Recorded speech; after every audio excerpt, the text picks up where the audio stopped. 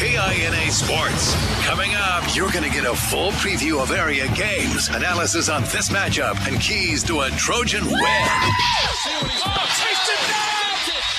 Now let's head to the gym for Countdown to Tip-Off right here on KINA.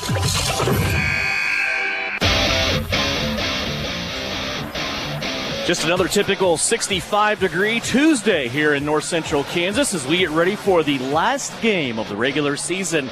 And it's a road game for Southeast of Saline as they are on the road in Belleville to take on the Republic County Buffaloes. Hi, everyone. Devin Haney here at Republic County High School. We're in Belleville, along with Tyler Smith, Vic Sanpretty producing and engineering, and Brian Denham providing that live stream video on SalinaPost.com. We will bring you the last regular season games for Southeast of Saline of the 2023-2024 basketball season. These games do come with some weight. You might look at the matchup and say, oh, not a problem tonight for Southeast of Saline, but let's first talk about the ladies' side. Southeast of Saline comes in with a little bit of gift from last week. Not only did they win their games last week against Ellsworth on both the girls' side, and also going back to the week before that, they won 2 more games. They are coming in with a 4-game winning streak and a chance at a share of the NCAA league title. They are also playing for positioning in a sub-state that right now is jam-packed. Half of the teams in Southeast of Saline's sub-state are ranked by the Kansas Basketball Coaches Association. We'll go over that when we come back in a little bit later's time here on Countdown to Tip-Off. On the boys' side, they're looking to finish strong. They are also jockeying a little bit for sub-state standings. However, they cannot drop out of a home game. That would come up next Monday at Southeast of Saline High School. They are solidified in the 4. They possibly could move to the 3. Later on tonight, we'll talk to Bryson Flax about that. It's a doubleheader of Southeast of Saline basketball. We are in Belleville tonight at Republic County High School. You're listening on KINA and watching worldwide on SalinaPost.com. Looking for a local brokerage firm to help you with your Medicare, life insurance, and annuities? L&L Advisors is the #1 local Medicare supplement and insurance specialist. Medicare can be confusing. Let the experts at L&L Advisors help make sense of it. Stop by one of 3 locations in Salina or McPherson and speak to an agent about the needs of your family. L&L Advisors, main office at 717 Roach right off Crawford and in the Central Mall Salina and downtown McPherson. Based on honesty and trust, contact L&L Advisors today. Okay, Coach, thank you for your breakdown on your offense and defense. Now here's Juanell Garrettson, your real estate coach for buying and selling. Hi, fans. It's Juanell Garrettson from SalinaHomes.com, and I'm here to coach you up in your real estate game plan. Now is a great time to list your house, land, or investment. Or if you're in the buying mood, I'd love to help you find just the right real estate opportunity for you. And as always, go Trojans. Buy or sell, call Juanell at SalinaHomes.com. You poured your heart and soul into the holidays. Then you poured everything else down the drain. Now a bit of post-holiday depression and that terrible, horrendous smell. What is that? That is your septic system backing up into your home, drains, and lives. If you haven't had your septic system pumped out and cleaned in the last 3 years, you are asking for trouble. Call Salina Septic Service today, and we'll make sure you're ready for all things that need to drain. And stay there. Salina Septic Service. Call us today before it's too late. Frisbee Construction is a service organization for the commercial grain industry dedicated to giving you the best in planning, the best in quality, and the best of workmanship, and overall the best value for your dollar since 1949. Frisbee Construction specializes in new construction as well as remodel and repair of grain handling facilities throughout the Midwest. Frisbee Construction Company in Gypsum has emergency crews available as needed. For more information, go to frisbeeinc.com. This is Trojan Basketball on KINA. Welcome back to Belleville. We are at Republic County High School. Devin Haney along with Tyler Smith as we get ready for a doubleheader of Southeast of Saline basketball. It's the last games of the regular season for Southeast of Saline. They will take a slight break for the rest of the week after tonight and then anxiously await tomorrow morning for the new brackets to come out on what their assignments will be next week, as the guys will start sub-state play on Monday. The girls will start on Tuesday. Again, that's with a little bit of an asterisk, because if for some reason they happen to play the same teams in the same location, they could both play on one single night. But we'll go over all that probably about noon tomorrow on SalinaPost.com. Let's look at this game here tonight. Southeast of Saline comes in. They're trying to go for the season sweep of Republic County once again. And Southeast of Saline comes in off of a 49-36 victory over the Ellsworth Lady Bearcats. For Southeast of Saline and head coach Shauna Smith, it was their 14th win of the season. It was also their 4th win in a row. It's the second time this year that they have had a 4-game winning streak. And Southeast of Saline, really, you can look at this game probably as we were sitting there during the Ellsworth game, Tyler, last Tuesday, going, well, this game really isn't going to mean a lot. It'll just be a nice trip up north, come back, do whatever you got to do. But now, Minneapolis doing a favor last week, beat Beloit's Lady Trojans, brought Beloit back to the pack, and now Southeast of Saline behind Beloit in league standings by half a game. If they win here tonight, they will tie Beloit, and they will share the league title. For Southeast of Saline, it will be their 4th consecutive NCAA girls basketball title. Yeah, it's always one of those goals you kind of put up, at the beginning of the year. Like, you want to defend your home turf. This team is 7-1 on their home turf. You want to go win a league title. That all of a sudden, that's an opportunity. And you want to host a playoff game. And a lot happened, as well on Friday night. Osage City dropped another game, and they have a big game tonight that we'll be trying to keep our eye on. But you just take care of what you can take care of, and all of a sudden good things start happening for you. But like you said, you get out of that Ellsworth game, you're like, okay, we're going to go to Republic County. You might have a little bit of a tune-up game, get yourselves ready. But all of a sudden, there's a lot of implications that are going to come from tonight's game, win or lose. And then you just continue to control what you can control, and you see what can happen. Out of the 64 teams in Class 3A, 4 of them ranked in the state of Kansas are all in Southeast of Saline's sub-state on the girls' side, including now Southeast of Saline, who made their season debut in the polls by the KBCA at number 10. Halstead right now is the number 1 seed coming to tonight. They're ranked 3rd in the state. Heston is ranked 5th in the state. Santa Fe Trail on the 3 seed. They are ranked 8th in the state. Osage City at 4th. They are not ranked. Southeast of Saline comes in as the 5 seed. They are ranked 10th. And then you have Smoky Valley coming into tonight at 13-6. Burlington at 9-10, and Council Grove at 3-17. As you touched on, Osage City has 1 game remaining. Tonight it is against 18-1 Lebo. Lebo comes from not only 1A, they come from 1A Division 2.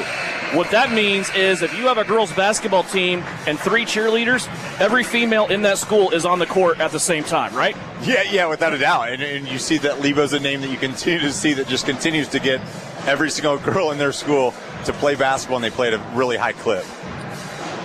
Some other games that we'll keep an eye on other than that Osage City Lebo girls score that we will try to keep updated on. Ellsworth is at Sacred Heart.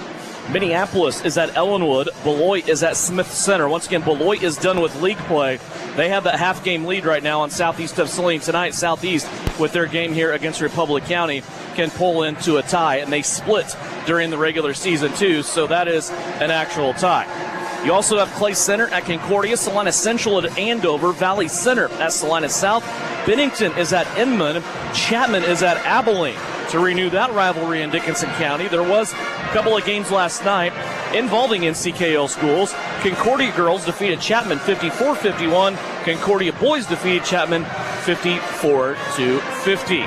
We'll take a 60-second timeout. When we come back, starters for you and the tip. We'll get things rolling here from Belleville. Countdown to tip-off is brought to you by L&L Advisors. You're telling me your driver turns you on remotely? It feels so good. One gentle touch of a handy remote or mobile app and my motor's running. And don't fret, my little pickup pal. New Image Audio installs these inside trucks too. Oh, yeah. You'll want it when the winter chill hits. A remote start from New Image Audio for cars, trucks, even diesels. All systems remote and cell phone capable. Nationwide coverage. Get yours at New Image Audio on South Broadway. In Salina. Maybe you don't play quarterback or make the highlight reel. Maybe you're not a high school athlete anymore. But just like an athlete, you can get first-class orthopedic care from Salina Ortho.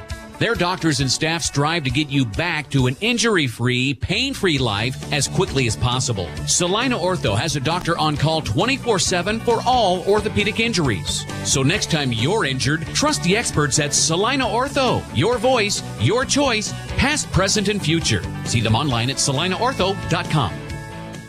You're listening to Southeast of Saline Hoops on KINA.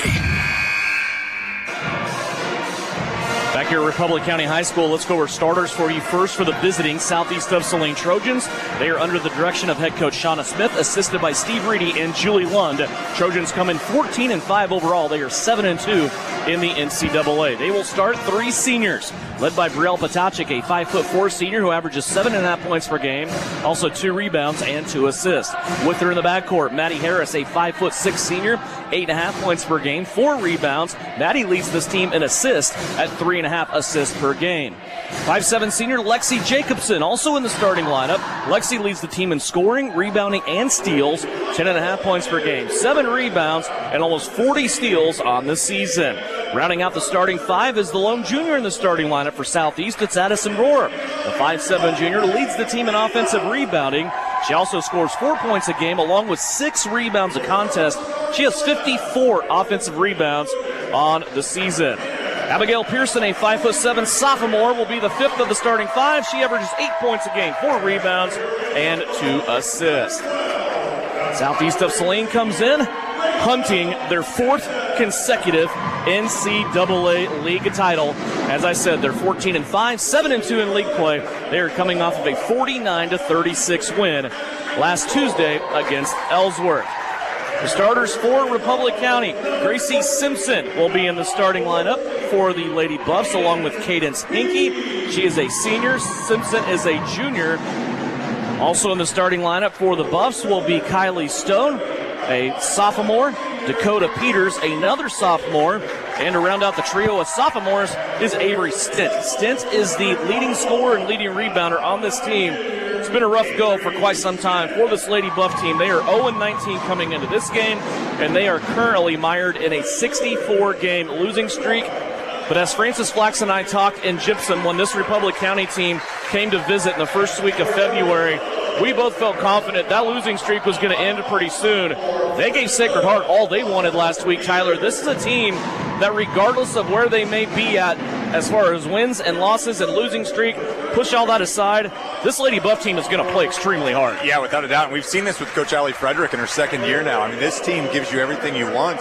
I'm shocked to see they're still winless this year because we've seen just this progression with this Republic County Buffs team. And you know, this is, you know, with all due respect, this is their Super Bowl. This is, you know, everything right now. If they can get a win tonight, what that would do to them, I mean, they know the significance of this game. It's senior night, Republic County. They've got some teams they've got some girls that want to go out there and do this. And this is one of those atmospheres. You know, we talk about it all the time. The gyms you go to. It's a difficult drive. It's the longest geographically for Southeast. The band is always rocking. The gym is always popping. It's a fun environment. We will take one final timeout. Come back with the start of this one after this on KINA.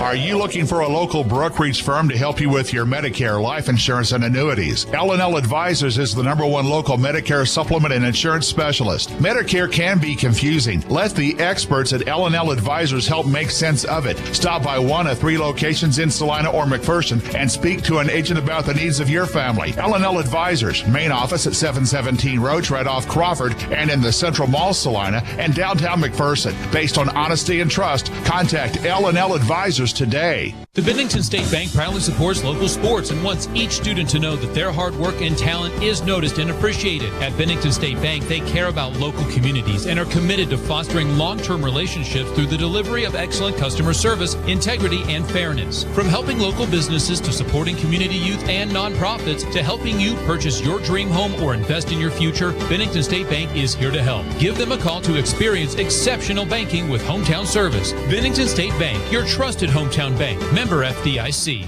Knauf Auto and Truck Accessories. Everything to bling out your ride in one place, including top quality lift kits, wheels and tires, bumpers, Jeep accessories, fender flares, bed covers, bed liners, step bars, even custom painting. Knauf Auto is the AmSoil dealer and has many synthetics and filters in stock. Visit Knauf Auto on Facebook for specials, great ideas, and let them make your truck stick out in a crowd. Knauf Auto and Truck Accessories, supporting the Southeast of Saline Trojans. You're listening to Southeast of Saline Basketball on KINA.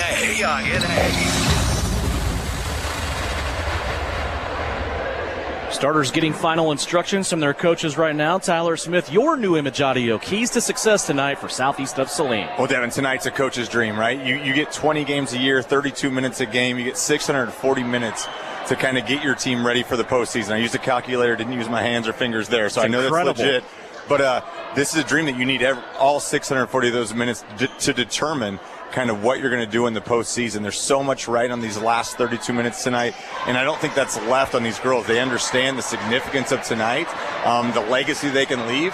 You win tonight, and it really propels you into what can be a fun postseason run. This game was not a cakewalk for Southeast of Saline when they played Republic County at home in Gypsum. We'll see what they can do here on the road, wearing their purples trimmed in black. Republic County here in their home whites trimmed in blue and red. Southeast with it on offense after Lexi Jacobson won the tip. Jacobson has it now along the baseline. She'll play it back out to Pearson. Pearson rocks the ball back and forth on a crossover, continues the dribble to the near side. Now back to Maddie Harris. She'll split the legs. Now go left to Brielle Potacek. Southeast being incredibly patient here on the first possession. Harris tried to get it into Jacobson, and an arm defensively in the passing lane knocked that away. First turnover of the game belongs to Southeast. Yeah, and you see Jacobson working against Stint right there, and Stint did a good job just having a really strong position, gets the hand in there, deflects the basketball away to Republic County. Republic County has it now as they work on their offensive end. On the right-hand side, as you view live stream video free of charge on SalinaPost.com, that is presented tonight by L&L Advisors. Here's a deflection. It goes off Addison Rohr out of bounds on the baseline. It will stay with Republic County, who will inbound underneath their own bucket. And that's a scouting report play right there. Addison didn't see the basketball at all. Her hand was just there. She knew what the offense was coming. See right there, regardless, Kylie Stone with the first bucket of the game. Kylie Stone, a hanging jumper in the middle of the paint, has put Republic County out front here early on, 2-0. Brielle Potacek now on the right wing. She'll swing it around the perimeter, goes through Jacobson, now to Pearson. Pearson works her way to the free throw line, a little hesitation dribble. Now to the baseline, Lexi Jacobson. She gets to the cup and scores. A high difficulty shot for Lexi Jacobson. Yeah, zero angle for Lexi right there. Just great touch, gets the finish. Here's a strip now in the middle of the floor. Jacobson got a hand on a ball from Stint. It squirts free, but Republic County will keep it. Dakota Peters had it momentarily. She'll fire it inside. And a basketball that goes up off the bottom of the backboard. Baseline official saying that was deflected by a Southeast player. It will stay with Republic County. Lady Buffs get it in. Good seal down low. And it goes into Kylie Stone, who has scored both the buckets early on for the Lady Buffs. Yeah, and both on baseline inbounds plays from the Lady Buffs. I mean, good design plays. They've got the ball to Stone. She's done a great job finishing. Potacek, little head and shoulder fake. Brielle wants to drive. That one slipped out of the cup, and now a rebounding foul will be called here against Southeast of Saline. It looks like Rohr right there just didn't have position, goes up, tries to get a hand on the basketball, gets called for the push in the back.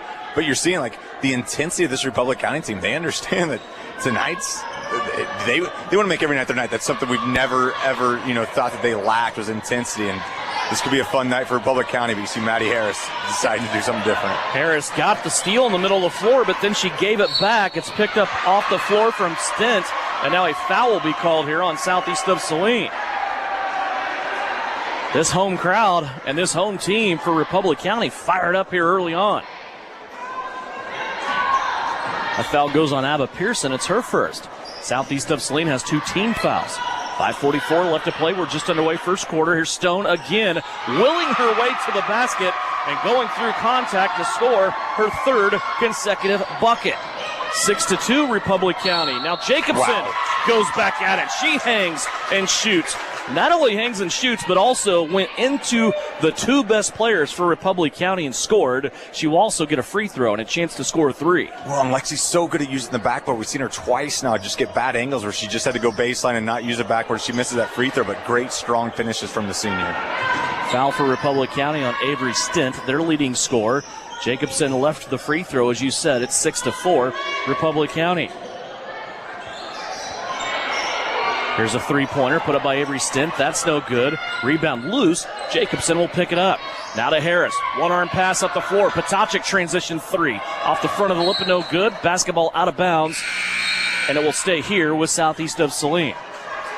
Yeah, and immediately getting some subs in. It seems like that 3 minutes went really, really quick. You're seeing that Southeast want to establish a lot of possession offensively. You want to get this Republic County team definitely not as deep as Southeast is. You want to make them play defense as long as they can. Reagan Duran comes in for Brielle Potacik. Duran pulls the trigger from 3.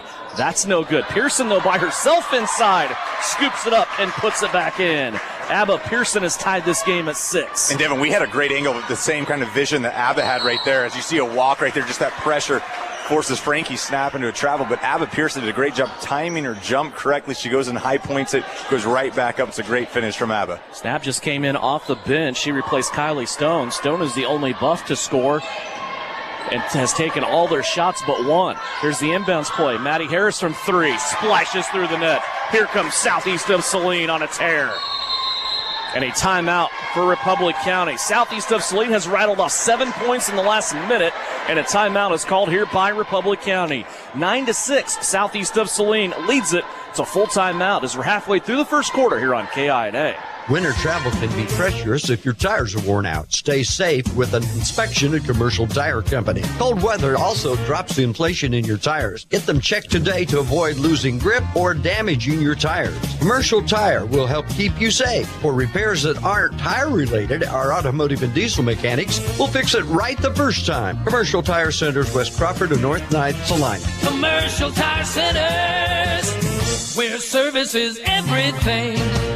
The Trojans are experts in precision passes, and Everhart Precision Ag are your experts in grid soil sampling. Everhart Precision Ag does all the sampling and data analysis in-house, keeping it local and close to the farm. They're also your local channel seedsman, selling all seeds with an emphasis in corn and soybeans. Trust Matt Everhart and Lane Hensley at Everhart Precision Ag, serving Saline, Dickinson, McPherson, and Ottawa counties, and also supporting Southeast of Saline Trojans. For more information, visit everhartprecision.com. You're listening to Southeast Trojan Hoops on KINA. Out of the Lady Buff timeout, they're trying to handle the pressure from Southeast of Saline. May have gotten away with a travel there. Kylie Stone is back into the game as they will play her and Snap now at the same time. This Republic County team is not deep. They only have 5 players on their bench total, and they will use maybe 2 of them. And you're seeing that's exactly why Southeast wants to go to that full court press immediately. You want to try to get, Republic County sped up, get them tired, get them fatigued. See if you get into that bench early. Addison Rohr is taking a break right now. Stone back to the backboard. She puts up another shot. That's no good. Gets her own rebound. That's no good. Snap gets the rebound. Tears it away from Jacobson. Kicks it out for a 12-foot jumper. Left-hand side. That is good. Dakota Peters. And now a timeout called by Southeast of Saline as Shauna Smith isn't happy. It's a 30-second timeout as we step away. Southeast of Saline leads at 9-8 here on KINA.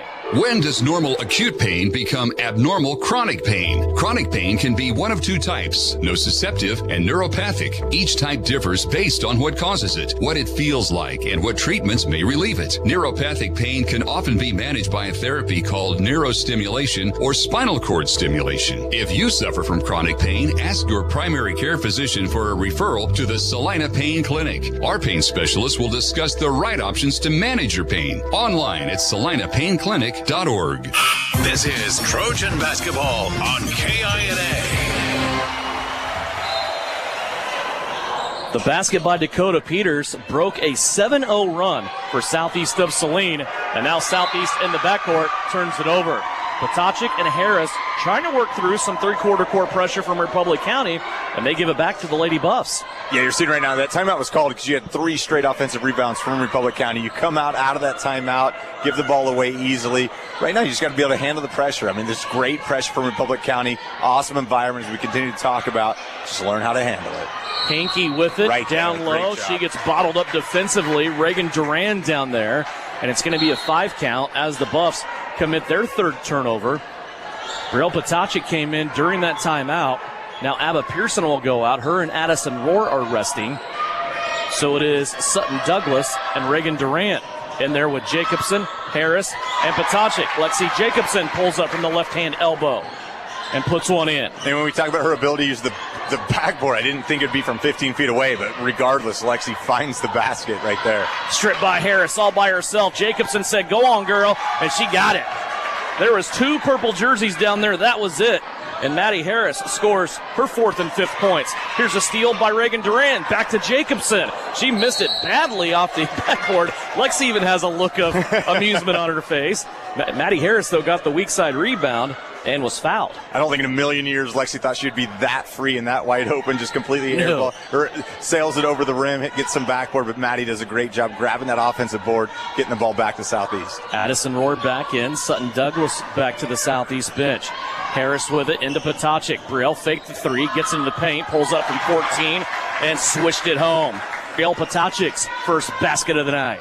15-8 all of a sudden. It's another run for Southeast of 6-0, and it could grow. Here's another steal. Jacobson pokes it away. Potacek, now Harris. Brielle back into the paint again. Leaner up, no good. Fight for the rebound. They're going to call Lexi for a rebounding foul. Yeah, and it looks like, right there, it's just Kylie Stone has really good position. It's just one of those athletic moves by Lexi that she gets a hand on the basketball, but she's called because Stone has really good position right there. It's number 1 on Lexi. But anyway, number 2 on Lexi. No, they got Abba Pearson's number up there. Abba wasn't even in the game. You're right. So, yeah, that's going to be something that someone's going to have to look for sooner or later. It looks like Coach Lund and Coach Reed might be talking about it right now. But, yes, it's a call on Lexi you'll take. It's an athletic play by her. They got it corrected there on the scoreboard. 2:23 left to go. First quarter, another trap in the backcourt here. And a timeout taken by Allie Frederick for Republic County. She wants to get out of that trap. It was close to a 5 count in the backcourt, or a 10 count just coming across the backcourt too, as they were trapped, and it's a 30-second timeout. We'll keep it right here and remind you, Southeast of Saline's Booster Club helps bring you live coverage to showcase exceptional student activities and build that purple power. It is always a great day to be a Trojan. And Devin, you're seeing, we talked about this full court pressure that Southeast is applying right now. This is a rare occasion where they've had rest. It seems like the last 3 weeks have just been a sprint. It's been game after game after game. You really haven't had time to have that rest. And right now, last regular season game of the year, you're going to have at least a week to prepare for who you have. Maybe just 6 days, depending on just kind of how it all flows out with the Osage City situation. But you're going to go. You're going to put everybody. You're going to test everybody's, endurance and see how they can go, because there haven't been games leading up to this. Everybody's well rested and ready to go. Coach Smith said, she told me on last Tuesday that we were all going to get Thursday off. I got a coach's note from her. I took it to work. I took Thursday off. We're all refreshed. Here's a shot now by Republic County. That is no good. Out in transition off the rebound. Maddie Harris to Reagan Duran for 2. Well, and a great pass from Maddie, but I heard Coach Smith. I heard her say no. She wants Maddie to take that all the way to the rack, but Harris, a lot of confidence in the freshman. Here's a reaching foul now in the backcourt as Southeast of Saline continues to pressure the basketball. This will be the 4th team foul of the quarter with 1:51 left to go here in the period, and it is against Reagan Duran. It is her first. Southeast now backs it off a bit. And you talk about this 14 fouls, all 4 spread out equally, one on each of the players that have committed the fouls.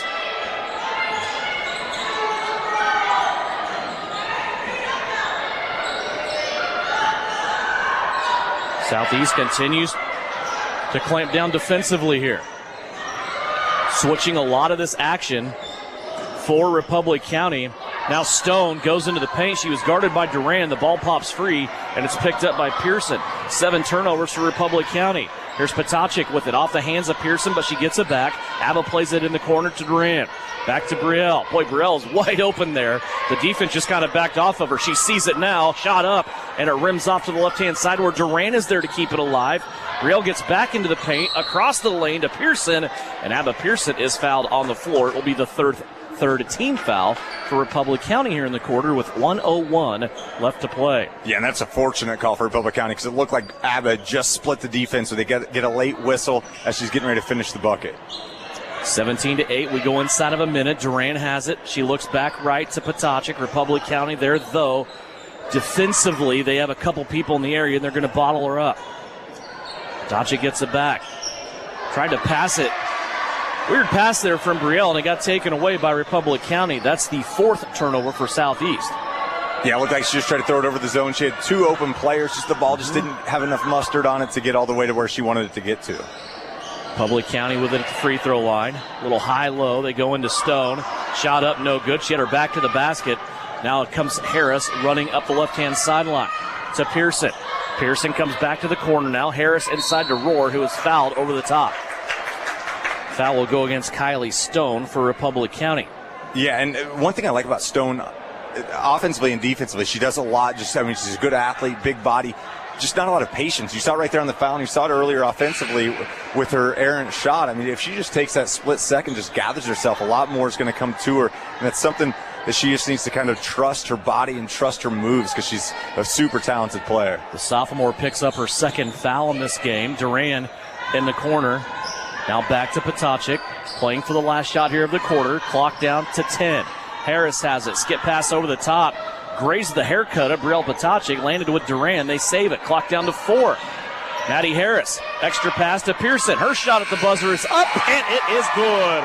Abba Pearson with a last-second dagger. She puts Southeast of Saline up by 12 as we go to the end of the first quarter. Second quarter is coming up. When we come back, you're listening on KINA and watching live stream video free of charge of Lady Trojan basketball. It's presented by L&L Advisors. Insurance is something we all need in our business, home, car, and life. But do you really understand what's covered? And most importantly, what you are paying for? Hi, this is Rob Carlson in the Salina office of Smart Insurance. Change is good, especially if you haven't looked at your insurance policy lately. I can help you understand what you need and where the gaps are in your coverage. We provide free quotes and take pride in looking out for you.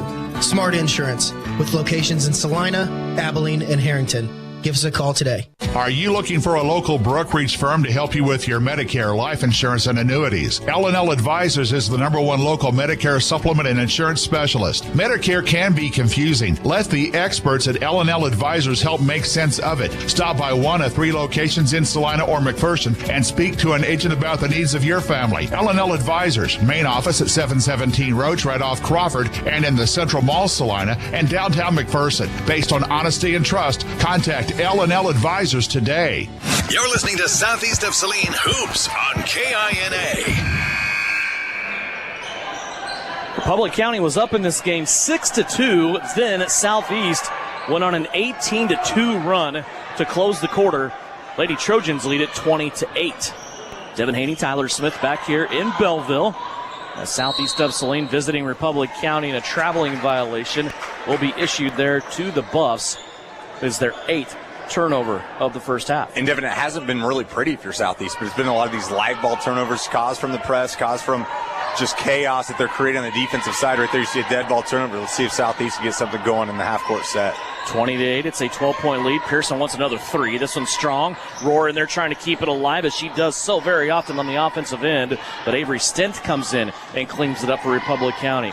Stent's the leading scorer on this team. She was quiet in that first quarter. Took one shot. She has not scored yet. Now a near steal by Harris, and they're going to whistle Harris with a foul. Man, that's a really good call right there. It looked like Harris, she jumped the pass, but just that left arm, that arm nearest the defender, kind of extended off, trying to get her right arm in the way of the pass. If that call is not made, it's an easy layup for Harris, but I like that call from the official. 5 fouls whistled on Southeast of Saline so far. Nobody has more than 1.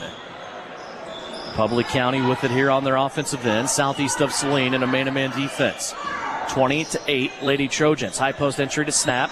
She turns, looks, surveys, now gets stuck in the lane, plays it back out. A runner that is put up, no good. Put back, no good. Another attempt, no good. And now going for another rebound and a little extracurricular there as Addison Rohr goes to the court. As she got tangled up that time with Addie Kucher. Yeah, I mean, Kucher down there just had good position, just like her and Rohr were fighting for the basketball after the whistle. Rohr goes down. Nothing big. I think she's fine. Super clean play, just a basketball play right there. Southeast of Saline gets it back. Harris out there along with Rohr, Jacobson, Pearson, Potacek, the starters. Here's Lexi pulling up from the elbow on 15. It hit dead off the back of the rim and went in. 8 points for Lexi Jacobson. Still full court pressure here by Southeast of Saline. Dakota Peters was streaking up the far sideline. She's going to bring it back now to the middle of the floor. Abba Pearson there to attend to her. Now ball inside. Shot is up, bouncing off the rim a couple of times, and Addison Rohr will grab the rebound for Southeast. 22-8. Southeast of Saline leading. Here's Jacobson, another 15-foot jumper. That's no good. Frankie Snap will have the rebound for Republic County. So we're 2 minutes into the second quarter. Yeah, I think Jacobson got caught in the air, not knowing what to do. She had an open shot. She all of a sudden saw Addison Rohr break free, wide open underneath the basket, but Lexi went up with the shot. A shot you want her taking, but I think she was just kind of caught in between two places right there. Trying to force it into Snap, who is camped out right in the middle of the lane. She's going to try an up and under move. That's no good. Republic County gets their own rebound, though. They keep it here on their offensive end. Three-pointer right side on the way and good. Republic County gets a three from Gracie Simpson. First points of the quarter for Repco. Now a ball inside that's tied up between Addison Rohr and another Republic County player. They'll go to the arrow. This one will go against Southeast of Salinas. Republic County will get it. Yeah, you saw right there, again, an open shot opportunity from Aben. I think that Coach Shauna Smith's talking to her right now, saying take that ball in a little bit, get it to 15 feet, make that defender who's all of a sudden on Rohr kind of make a decision. Regardless, I thought Addison Rohr had great position, just a better play from Republic County. Full court pressure again here against Republic County. They're in the backcourt. They turn it over. Harris with another steal. Maddie leaves it off right-hand side for Pearson. Pearson had to power up through a Republic County player to get it. She could not, and Republic County is going to have the rebound. Southeast, though, still playing full court pressure as they go nowhere off the miss. And now a 10-second violation whistled against Republic County. And Devin, that's a call that I like to see. It took so long to get the rebound and to, kind of get out of that situation. 2 or 3 seconds right there, and that count started immediately. Yep. That's a really good job from the officials understanding that situation, because it's a call that you all of a sudden, maybe sometimes it's after they have complete possession you see that count start, but that count was started early. It appeared strange, right? It did. It appeared quick, but I think that's the right call. Here's Potachik with it. Trying to drag a Republic County defender around with her. Now Pearson for three, and she rings the bell once again. The second three-pointer of the game for Abba Pearson. She has 8. Well, and you can't sag off Abba that much. I mean, we've seen her starting to heat up a little bit. As we see, the ball's just in a bad spot. Maddie did a good job putting 2 hands on it. The call's going to go with Republic County. Maddie got a little too aggressive that time. Harris will pick up her second foul. It's a second team foul for Southeast of Saline here in this second quarter. They lead at 25-11. Brielle Potachik will go to the bench. Republic County working around here on offense. Things have been slim since they led it 6-2 after they scored on their first 3 possessions of the game. Snap with it. Now she'll play it out right-hand side. They'll pitch it out even further now to Peters. Back inside, and a shot put up along the baseline by Gracie Simpson. She makes a 2. She has all 5 of Republic County's points here in this quarter. Jacobson with it now in the keyhole. She'll come back around Pearson. Now Harris on the left wing. Harris back top of the circle to Reagan Duran. Reagan wanted to drive, dribbled off her foot. And now Addison Rohr down on the court trying to save possessions. She will. She salvaged at least an arrow check there for the officials. Yeah, and again, it's Addison Rohr getting on loose balls. And right there, that ball just went off of Duran's foot. Nobody knew what was going on. Nobody knew where the basketball was. Addison Rohr had eyes on it. And before anybody else could get to it, she just dives on the basketball and is able to tie it up for Southeast Saline's benefit. I love watching younger players go from varsity floor to JV floor and see what they've figured out. And Reagan Duran, I thought, had a really good JV game tonight in the quarters that she played. And that's one of those things you start adding on and stacking on your minutes and your value. Here's a 2-pointer put up and in by Maddie Harris for Maddie now. She has 7 points. And it's another timeout for Republic County. It's a full timeout. We will take it. 3:50, just under 4 minutes left to go here in the second quarter. 27-13. Southeast of Saline leads it on KINA. The Farmall 25SC subcompact tractor from Case IH is a smarter, simpler, all-purpose machine that combines the utility and durability of a larger tractor with an intuitive, compact design, power and maneuverability, plus adaptable performance and no-worry maintenance, all in one convenient package. Get your compact can-do Farmall 25SC at Can Equip in Salina. Can equip you. Citizens State Bank has been serving Kansans for over 100 years. We are a full-service bank that can service your personal, business, and agricultural lending and deposit needs. Citizens State Bank offers 24/7 convenience with mobile deposit, online banking, and our ATM conveniently located in front of the building. Stop by and see our friendly and helpful staff. Citizens State Bank at 600 Maple Street in Gypsum, Kansas. Citizens State Bank and Trust Company is a proud supporter of the Southeast of Saline Trojans. You're listening to Southeast of Saline Basketball on KINA.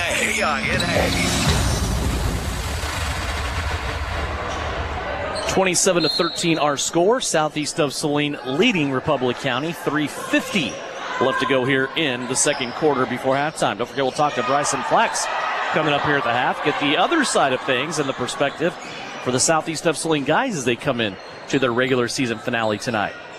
Here, Southeast of Saline's girls trying to finish this second quarter strong. It has been all Southeast of Saline since they trailed 6-2 early on. There's Harris on the floor along with Peters for Republic County, and Republic County lost the ball out of bounds. It will go to Southeast. 10 turnovers for Repco here in this first half.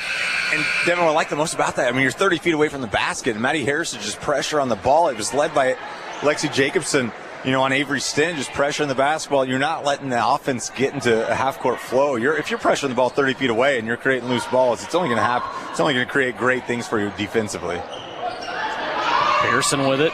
She bounces it into Sutton Douglas. Douglas' first shot is up, no good. Got her rebound, though, and then she is tied up along with Avery Stint. That possession will go back the other way as Republic County has the arrow. And that's what we've seen the sophomore Sutton Douglas have so much success on the left side. Right there, she was on the right side. You want to see her try to use that right hand, and that's something that will come with time. I mean, the sophomore, she knows her strengths, and right there it wasn't necessarily her strength. Stint throws up a wild shot. Abba Pearson there with perfect backside position, and a foul will be called on Republic County. This will go against Addie Kucher, and that is her first. Second. Yeah, the board has her for her second. I thought that foul was actually going to be given to Kylie Stone for her third, but I am wrong in saying that it is Kucher for her second. Just the first foul on Republic County here in the second quarter with 3:04 left to play. And that's a possession foul. I mean, right there, just Abba had great position, goes up strong. Kucher didn't have anywhere to go but through Abba. And you start getting those bigs of Republic County in foul trouble, and then you're in a lot of trouble if you're Republic County. Potachik will bring it up across the timeline. Maddie Harris goes to the bench. We probably won't see her the rest of this half as Abba Pearson goes all the way down the lane on the left side and finishes with the southpaw hand. Wow, we're starting to see just all facets of her offensive game right there. You see Douglas kind of crawling over the back of Frankie's snap and with that full court press, but you're starting to see Abba just put it all together offensively.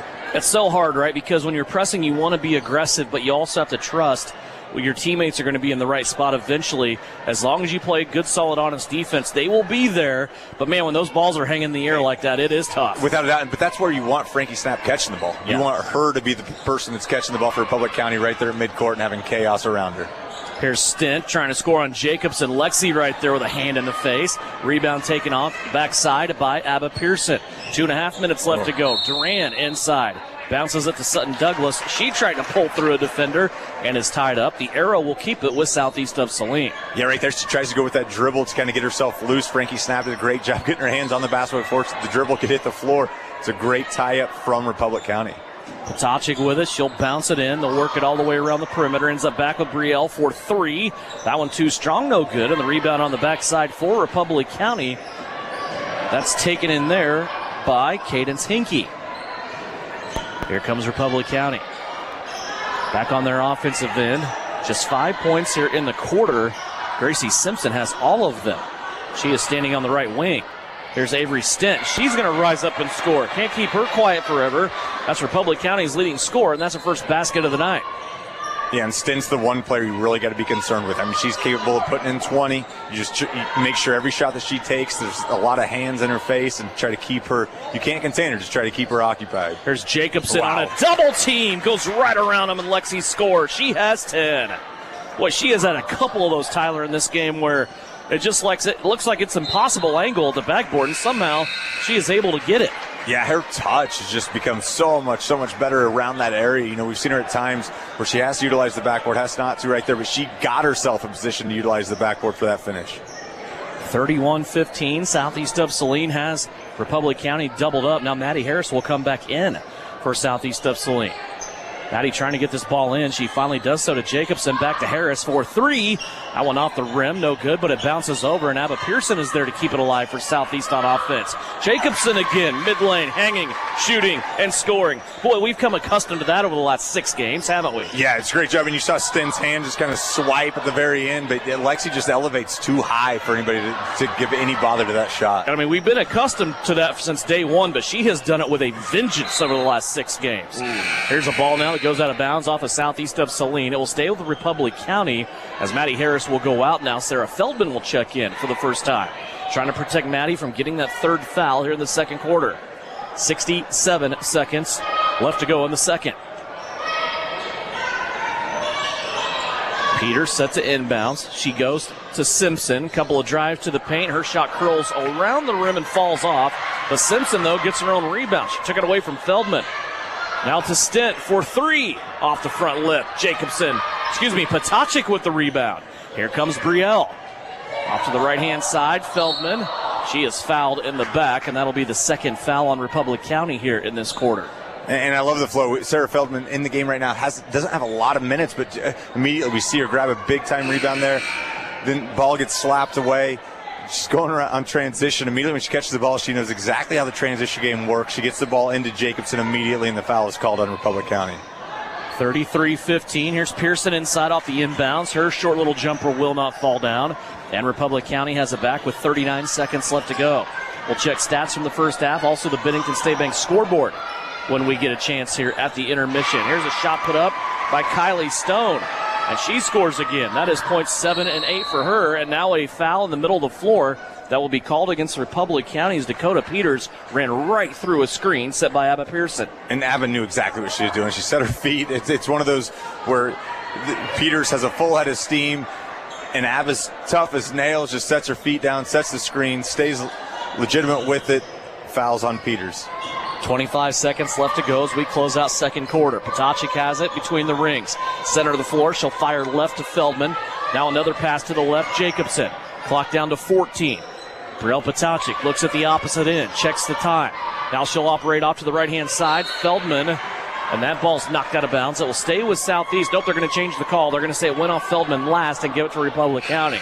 A lot of hands in there at one time. And you're seeing immediately how much this possession means. Despite the 33-17 lead, Harris comes in. She's been told don't foul, but just her intensity is going to bring a lot to this last 9.5 seconds of the half. 9.5 left. That turnover, by the way, for Southeast, their first of the second quarter. And now they're going to say Avery Stent stepped on the sideline. She's going to give it right back to Southeast. And this is fun. Normally we see Southeast with the basketball with more time at end of clock situations. So now 6.3. Let's see what Coach one of the top Smith 3 has. reasons I show up every night. I don't want to see Southeast run offense with less than 10 seconds left. I love it. Harris has it. This clock's a little tighter, though. It's 6.5, 6.3. Into Potacek. Long distance from Harris. Off the right-hand side. It's no good. And Republic County has the rebound to end the half. 33-17, our score. Southeast of Saline leads it by 16. That's been their biggest lead of the first half as they go into the locker room with half of their work done for the evening on the girls' side. When we come back, we'll talk to Bryson Flax. We'll also check numbers from the first half and the Bennington State Bank scoreboard. Halftime is here, and it's brought to you by Knopf Auto and Truck Accessories. Lady Trojans lead at 33-17 right here on KINA. Knopf Auto and Truck Accessories. Everything to bling out your ride in one place, including top quality lift kits, wheels and tires, bumpers, Jeep accessories, fender flares, bed covers, bed liners, step bars, even custom painting. Knopf Auto is the and soil dealer and has many synthetics and filters in stock. Visit Knopf Auto on Facebook for specials, great ideas, and let them make your truck stick out in a crowd. Knopf Auto and Truck Accessories, supporting the Southeast of Saline Trojans. Okay, Coach, thank you for your breakdown on your offense and defense. Now here's Lynell Garrettson, your real estate coach for buying and selling. Hi, fans. It's Lynell Garrettson from SalinaHomes.com, and I'm here to coach you up in your real estate game plan. Now is a great time to list your house, land, or investment. Or if you're in the buying mood, I'd love to help you find just the right real estate opportunity for you. And as always, go Trojans. Buy or sell, call Lynell at SalinaHomes.com. This is the Trojan Halftime Report. Coming up, a first half recap. Shot at the horn. Stats. interviews, and a look at other area games. Now, let's get back to the gym for Trojan Halftime on KINA. Back here in Belleville, Republic County High School, Devin Haney now with Bryson Flex as we get a chance to look ahead to our second game of our doubleheader tonight, round out the regular season. Coach, you guys got the game coming up tonight, but a week now since you played. Let's look back at that Ellsworth game, 44-33, the final on that. A great job defensively again, just having trouble to score. Did you look at this game at all in the week you had off, or was it a good time to hit a hard reset? Yeah, I think it came at a good time to get a little break. You know, I watched it twice, and you know, again, we ended up getting decent shots and just unable to convert. You know, you don't turn the ball over, you rebound fairly well, you play good defense, and you're down 15, and that's just doesn't sit right, you know, and so, you know, over the course of the week, we spent some time, you know, trying to understand how to get to spots, you know, and maybe make our lives a little easier offensively. We put a couple wrinkles in on both ends of the floor, but our biggest thing is, you know, sometimes we're taking uncomfortable shots, and you know, we need to be able to get to our spots where we're comfortable and be able to knock them down. Yeah, you would think only giving up 44 points, 5 turnovers, you're 4-4 from the free throw line, though we talked about that as well. You just didn't shoot enough free throws to have them be any kind of effective. And I know it's kind of been one of your objectives through the season, too. At times you've been really, really good at it. At times it hasn't happened at all, and that's getting to the rim. How do you realize and how do you get the guys to kind of buy into how that works, who should be doing it, who needs to follow up with rebounds, and just things like that? Because we can sit here all day long and say, get to the rim, but it's not that simple, is it? Yeah, you know, we settle a lot and don't, you know, kind of push the issue. You see teams against us, how they create contact, play through it, and we've kind of gotten into a couple habits of when we get the first contact, we kind of, you know, pass it away, or we don't continue with it, or continue with it off 2 feet, right? And just little minor little things that are preventing us from getting to the line, and you know, I'm sure I've made enough officials mad, and it's not the officials' fault. You know, it's our kids have to realize what they have to do to get to the line. You know, but I will say I'm really happy with this group defensively. We've been doing some great things on the defensive end of the floor, and really coming into the year, I thought it would have been reversed. I would have really thought we could score the ball and we couldn't stop anybody, and they've kind of you know, figured it out defensively, and you know, we're just waiting to get maybe streaky at the right time. The right time could start as much as tonight, though Republic County didn't give you too many problems when you played them back first week of February. You won that game by 41 points, and offense wasn't a problem that night either. You had 74 points. Almost everybody you put in the game scored. Let's look at the sub-state, though, because as I read it, you can correct me if I'm wrong, you are guaranteed at this point a home game. You're at least locked into that 4 seed. You could even move into the 3, but the main thing is you will play at home on Monday next week. Talk about the importance of that, and also knowing you can have an opportunity here to kind of come out, get some things right, get a little bit of confidence, and kind of propel yourselves into a sub-state run next week. Yeah, you know, it's really good. You're right. We are going to get the 4, you know, long shot to get the 3. And you know, tonight, you know, you want to see us, you know, improve on what we did this past week in practice, and then we can make minor adjustments moving forward, you know, in the next week. But you know, for us, you know, I hate talking about last year's group a lot, but, you know, last year's group, we were pretty comfortable going on the road no matter where we were going. Yeah. And with this group, you know, I think it really benefits us that we get to play at home. And you know, we did enough.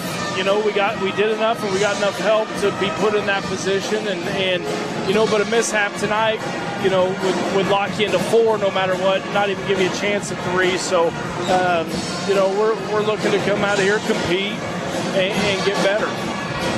It's hard to look past the defending state champs in your sub-state. When you look at Heston right now, they are at the number 1 seed. Who else, though, are you kind of watching in this sub-state? Do you have eyes on everybody up to this point, or who have you been looking at? Yeah, lately I've been following Santa Fe Trail just simply record-wise. I haven't watched any film on them. I don't know too much about them. Yeah. We've started already on Council Grove, kind of anticipating that would be our matchup. And if we have to, pump the brakes and look at somebody else tomorrow, then that's what we'll do. And we're not really deep into it anyways, yeah. But just to kind of have an idea of what we're looking at. And then, you hate to look ahead, but you have to look ahead. And we've started on Heston because that's, probably who you would get if you win. And so, it's a fun time of year, because they have to really realize that, now it's do or die. If you don't show up for a quarter, your season's done. And I think this group has practiced well the last week, and hopefully, like I said, we can come out rolling this evening and keep it rolling throughout the week, and then go at it on Monday. Best of luck to you tonight. We'll talk to you after the game. Thanks, Tim. Bryson Flax, he's the head coach of the Southeast of Saline Trojans. His guys tonight round out the regular season, and they will do it so right here against the Republic County Buffaloes. We'll take a 90-second timeout. When we come back, we'll have numbers from the first half. We will also have the third quarter as we turn around, already ready for the second half. Southeast of Saline leads at halftime of the girls contest. It is 33-17, and you're listening to KINA. Are you looking for a local brokerage firm to help you with your Medicare, life insurance, and annuities? L&L Advisors is the number 1 local Medicare supplement and insurance specialist. Medicare can be confusing. Let the experts at L&L Advisors help make sense of it. Stop by one of 3 locations in Salina or McPherson and speak to an agent about the needs of your family. L&L Advisors, main office at 717 Roach, right off Crawford, and in the Central Mall, Salina, and downtown McPherson. Based on honesty and trust, contact L&L Advisors today. The Southeast of Saline School District has a long-standing reputation for excellence. This excellence in public education has been a source of great pride and one of the factors contributing to the quality of life in our community. The Southeast of Saline Education Foundation works in partnership with the USD 306 School District and the community that it serves to maximize student potential, thereby creating a lasting legacy, not only for our children, but for our community. The Southeast of Saline Education Foundation salutes the Trojan Sports Program. Your husband is pretty handy to have around. He makes the world's best mac and cheese. He's in the Tickle Monster Hall of Fame. And he can teach anyone how to throw strikes. But a busted pipe and a basement full of water? Honey, I think we need a plumber. Is a little out of his league. That's where a homeowner's policy from Shelter Insurance comes in handy. We'll help get your house back in order and your husband back to what he does best. Hey Salina, come see us at the Kelly Kitchener Agency near the intersection of Cloud and Ohio. We want to be your Salina, Kansas insurance agent. This is Trojan Basketball on KINA. Back here just about ready for the start of the third quarter. Let's do a quick check of stats brought to you by the Citizen State Bank in downtown Gypsum. Bank where the Trojans bank, and that is in beautiful downtown Gypsum at Citizen State Bank. Leading the way of all scores, Lexi Jacobson with 12 points. Right there in her sidecar, though. Abigail Pearson with 10. 7 for Maddie Harris, 2 for Brielle Potachik, and 2 for Reagan Duran. For the Republic County Lady Buffs, 8 points for Kylie Stone, 5 for Gracie Simpson, 2 for Avery Stint, 2 for Dakota Peters. Only 1 free throw in that first half. That belonged to Southeast of Saline and was missed. Southeast with 5 turnovers. Republic County with 11. A pretty hectic first half of action, really, Tyler, when you look at the way this game has gone from really first gun. I mean, when you come out and we're just going all over the floor here, but to see Southeast with only 5 turnovers, that's the difference now. Yeah, that's been the huge thing, because you've seen how many times they've turned over Republic County, and you're keeping Avery Stint in check, and that's the huge part. That's the one player that can go off, that can keep Republic County in this game. You keep her in check, and it's smooth sailing for the Trojans.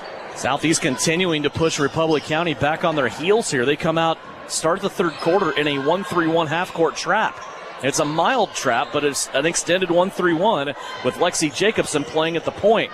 Addison Rohr inside now, trying to contest against Kylie Stone. And the shot up by Stone is no good. The rebound tied up, and the arrow will put it in Southeast of Saline's hands. 30 seconds in. We see that call, and we want the foul. And you see Coach Shauna Smith immediately just look at Addison and say, get that backside out. I mean, you've done a great job getting the rebound. Now you can get your body in the way, swing that basketball around so it can't be tied up. Pearson with it. Dribble handoff to Harris. She'll slide it into traffic to Lexi Jacobson. Lexi pulls up middle of the lane. That's off the mark. No good. Here comes Republic County back the other way. Biggest lead for Southeast in this game has been 16 points. That is their margin right now. We're 1 minute in to the third. Simpson with it. She had a hot streak there in the third quarter, scored 5 straight. Now a shot put up by Republic County is no good. Pearson brings it back the other way. Pearson underneath the basket. Addison Rohr. Rohr handles it, goes up, scores. Addison Rohr gets her first basket of the night. She's the 6th Southeast player to score in this game. Ball on the floor. Republic County trying to save it. They cannot as Brielle Potachik takes it away. Inside, Jacobson pushed in the back. She'll go to the free throw line. Well, and all 3 seniors made huge plays right there. You saw what Brielle did on the defensive side, knocks the ball loose. All of a sudden, Maddie ends up with it, finds a cutting Jacobson going to the free throw line for 2. Lexi Jacobson down low, fouled by Cadence Hinkie. First free throw was up and no good. That's just the second free throw shot in this game by either team. Lexi has the dubious distinction of having both of them as misses, and then she gets her third one to fall down. And again, right there, just great pressure full court. Abba gets a hand on the basketball, deflects, and it goes out, stays with Republic County. 36-17, the lead is 19. Southeast trying to finish the regular season off a strong finish here in Belleville and push that record to 50-5. It will give them half of the league title for the 4th consecutive year and also give them a chance to perhaps move up into the 4th seed and host a home game next Tuesday. And Devin, you saw that press break right there. It looked like Republic County had somebody open, and Maddie Harris just knew her job. She knew exactly her landmark to get to right there and was able to deflect the basketball out of bounds. Republic County trying to inbounds. Jacobson over the top, pokes it away. It's taken away by Brielle Potachik. Here comes Potachik up the right-hand sideline to Harris. Harris, you can almost see the angle from where we're at. She wanted to go across the lane to Rohr, but instead it's going to be Jacobson pulling up from the right elbow and knocking it down. And again, Potachik to Harris to Jacobson. You know, we had senior night. We celebrated these guys the other night, but you marvel at how many times they probably made that same, trio of passes to happen. 44th start as a trio together. It's incredible. And talking to their parents kind of after that game leading up to this, it's the amount of minutes that they played together even growing up, that leads to what we're seeing right now. I mean, there's nothing that Coach Shauna Smith, Steve Reedy, and Julie Lund can give these 3 that they haven't heard before from their own coaches in youth basketball, and they play that way. There's Jacobson, fakes the kick out to Harris, and that ball sits on the rim and falls through. What a sick shot by Lexi Jacobson, who has 5 in the quarter, 17 for the game. And she's getting home touches from those rims. She's getting a friendly bounce. It's nice to see that shot. It comes out so soft out of her hands. 40-17. And Republic County turns it over. This lead just continues to balloon for Southeast. And it's one of those things like they can just taste blood right now, Southeast, can't they? I mean, they understand the significance of this. Just close this thing out. Just put this thing to bed, and they understand the importance of this third quarter. Well, they know what's next, right? Without a doubt. Here's Harris with it in the backcourt. She's being challenged. Dakota Peters comes up with her, and Harris will bring it across the timeline. She'll play it off to Jacobson.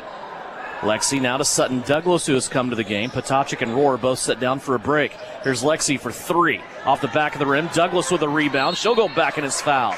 Sutton Douglas on the putback attempt from the miss from Lexi Jacobson will go to the free throw line. And we talk about the maturation of Sutton Douglas right there. That's a shot hopefully next year. She grabs that ball up high like she did right there, but instead of taking that dribble, she just goes up immediately with it, but still so strong with the basketball, goes up, absorbs the contact. It's going to be the first foul on Frankie Snap. Sutton's first free throw goes down. She is now in the books, and she becomes the 7th Southeast of Saline player to score in this game. And Devin, that's extremely important. I mean, we can talk about, all the roles you do correctly and, all the coach speak.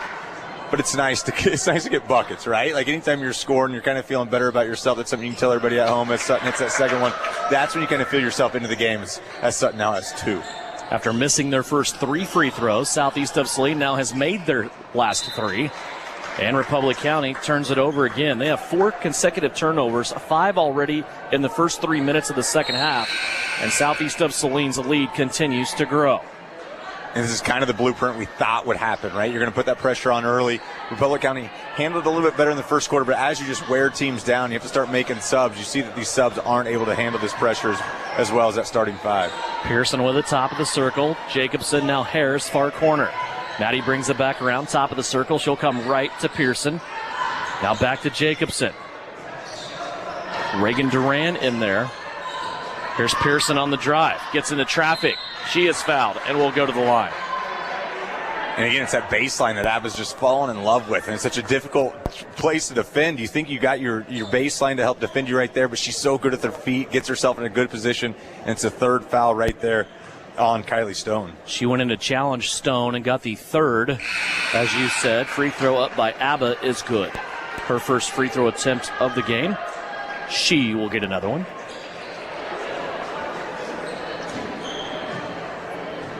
Boy, what a first 4 minutes. We're not even at 4 minutes yet of the third quarter. Now we have a lane violation that takes a free throw off the board. Pearson made it, but one of her teammates stepped in early. And you gotta hate that, don't you? Yeah. As a free throw shooter, we have the lane violation, but it's just people wanting to get the basketball. They want to touch it. 26-point lead for Southeast. We're not quite halfway through the third quarter. 4:25 left to go here in this third period. So far, Southeast of Saline is outscoring Republic County 10-0 in this first almost 4 minutes of the quarter. 43-17. Lady Buffs working here on offense. Again, we've talked about it. Don't want to mention it a whole lot, but they are looking for their first win of the season and looking to break a 64-game losing streak. Here's a poke by Potacik and a steal by Harris. Those two run down the floor together. Maddie keeps it the entire way. Maddie Harris, 9 points for her. Yeah, and just great defense leads to easy transition buckets. It's a great job. Maddie gets rewarded for the great defensive play. 45-17. All the electric, all the noise that was in this gym in the first half didn't come back from the concession stands at halftime. It has not, and that's a big job about the third quarter, right? You want to jump a team before that electricity get going again, and that's exactly what Shauna Smith and her Trojans have done. Stent pulls up, tries to put a jumper from the free throw line up, but it is out of bounds and goes back to Southeast. Sutton Douglas, Reagan Duran, Addison Rohr, along with Brielle Potacik and Maddie Harris on the floor right now for Southeast. 3:19 left to go in the third period. 45-17, Southeast of Saline. Rohr with it on the kickout. Now back to Harris, middle of the floor. She'll swing it to the right, Reagan Duran. Now Maddie Harris continues to work back towards the logo here at center floor. Trying to set up something. They'll go to Duran, now to Brielle. Brielle skip pass over the top of everything. Duran wants to drive in. She's going to leave it off for Sutton Douglas. Sutton trying to pull it out of harm's way. Will have it tied up. The arrow is in favor of Republic County. That's just the first turnover of the second half for Southeast and only their 6th of the game. And we've seen a lot of quick whistles on that alternating possession right there. I don't mind if you call a foul. I also don't mind if you call a travel, but I don't think the ball was ever actually tied up. But I think the officials kind of understand where we are in this basketball game, and they're going to call any possible tie-up immediately. Here's a pass deflected by Duran, taken by Potacik. Here comes Brielle with it. She'll underhand pass it to Harris. Back to Brielle. Three-pointer on the way. Rattles off no good. And the rebound taken in here by Republic County. 2:20 left to go. Third period. Stent with it for the Lady Buffs at the free throw line. She makes a full 360. Now tries to drive on Maddie Harris, and she is going to have it tied up by Harris. And the arrow in favor of Southeast of Saline. Yeah, very minimal contact, but it's just good defense from Harris. I mean, great on-the-ball defense with a very, very active and very talented Stent right there. Gets herself to the bucket, goes up with a shot. Harris's hand immediately goes on the basketball. Not only does Republic County's leading scorer, Avery Stint, on the season, have just 2 points tonight. Southeast of Saline has gone now 6 minutes of this third quarter, still pitching a shutout. And that's huge because we talked about how this game got big early the first time they played Republic County. Republic County crawled themselves back into the basketball game, and Southeast is not giving them any opportunity to do so tonight. Three-pointer by Maddie Harris on the right wing is no good. Jacobson, who passed her the ball, came in, got the weak side rebound, then was knocked to the floor on the putback attempt, and she will go back to the free throw line. 4 team fouls on Republic County here in this quarter. That one on Gracie Simpson is her first. Free throw by Lexi Jacobson is up and good. She looks so relaxed but so confident at the same time. She really does. And you talk about a player that just continues to grow, and it's weird saying this with a senior that's played as many minutes, as many games as Lexi has, but the touch tonight has just been so soft around the rim, and she's reaping all the benefits of that. She splashes both those free throws home. She has now put Southeast up by 30, 47-17. Stint trying to back down Addison Rohr. They're going to call a foul here on Rohr, and that will send Avery Stint to the free throw line with 1:37 left to go here in the third period. And again, we've talked about Stint, all night. They had double-double against Sacred Heart, and you're seeing that this type of player that Avery Stint is. But Rohr right there just does a great job bodying her up. She's called for the foul, but you're going to send a scorer like Stint to the free throw line. You'd rather have it at the free throw line than make it an easy bucket. And as she misses the first, you start doing the math. It's a great play from Addison Rohr. Second free throw on the way, also no good. Addison Rohr gets the rebound. Quick outlet to a kind of maybe a shocked Brielle Patachi as she was still able to come back and get the basketball, though. Now Southeast will settle in offensively.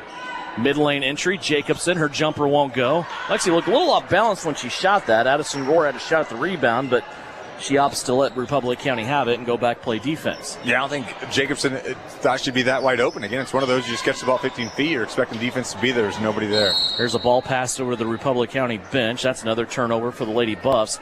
Turnover number 8 here in this quarter for Republic County. 47-17. Southeast in control of this one. Again, looking to cruise ahead and grab a share of that NCAA title. They will share it with Beloit if they continue to seal this one off here tonight. Here's another jumper by Jacobson. That's no good. Here comes Republic County up the floor. Inside of a minute left to go. 47 seconds.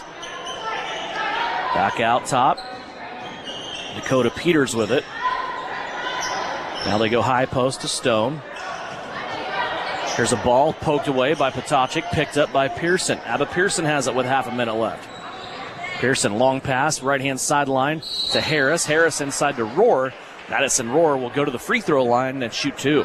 Yeah, she was fouled in the back. And how about the position of Rohr, getting down in transition, making sure she made herself completely available, did a great job just holding out the Republic County defender, and she's going to the free throw line. Republic County at their limit. That is their 5th team foul of the quarter. Kylie Stone has picked up her 4th personal, and Addison Rohr makes her first free throw. Second one pending.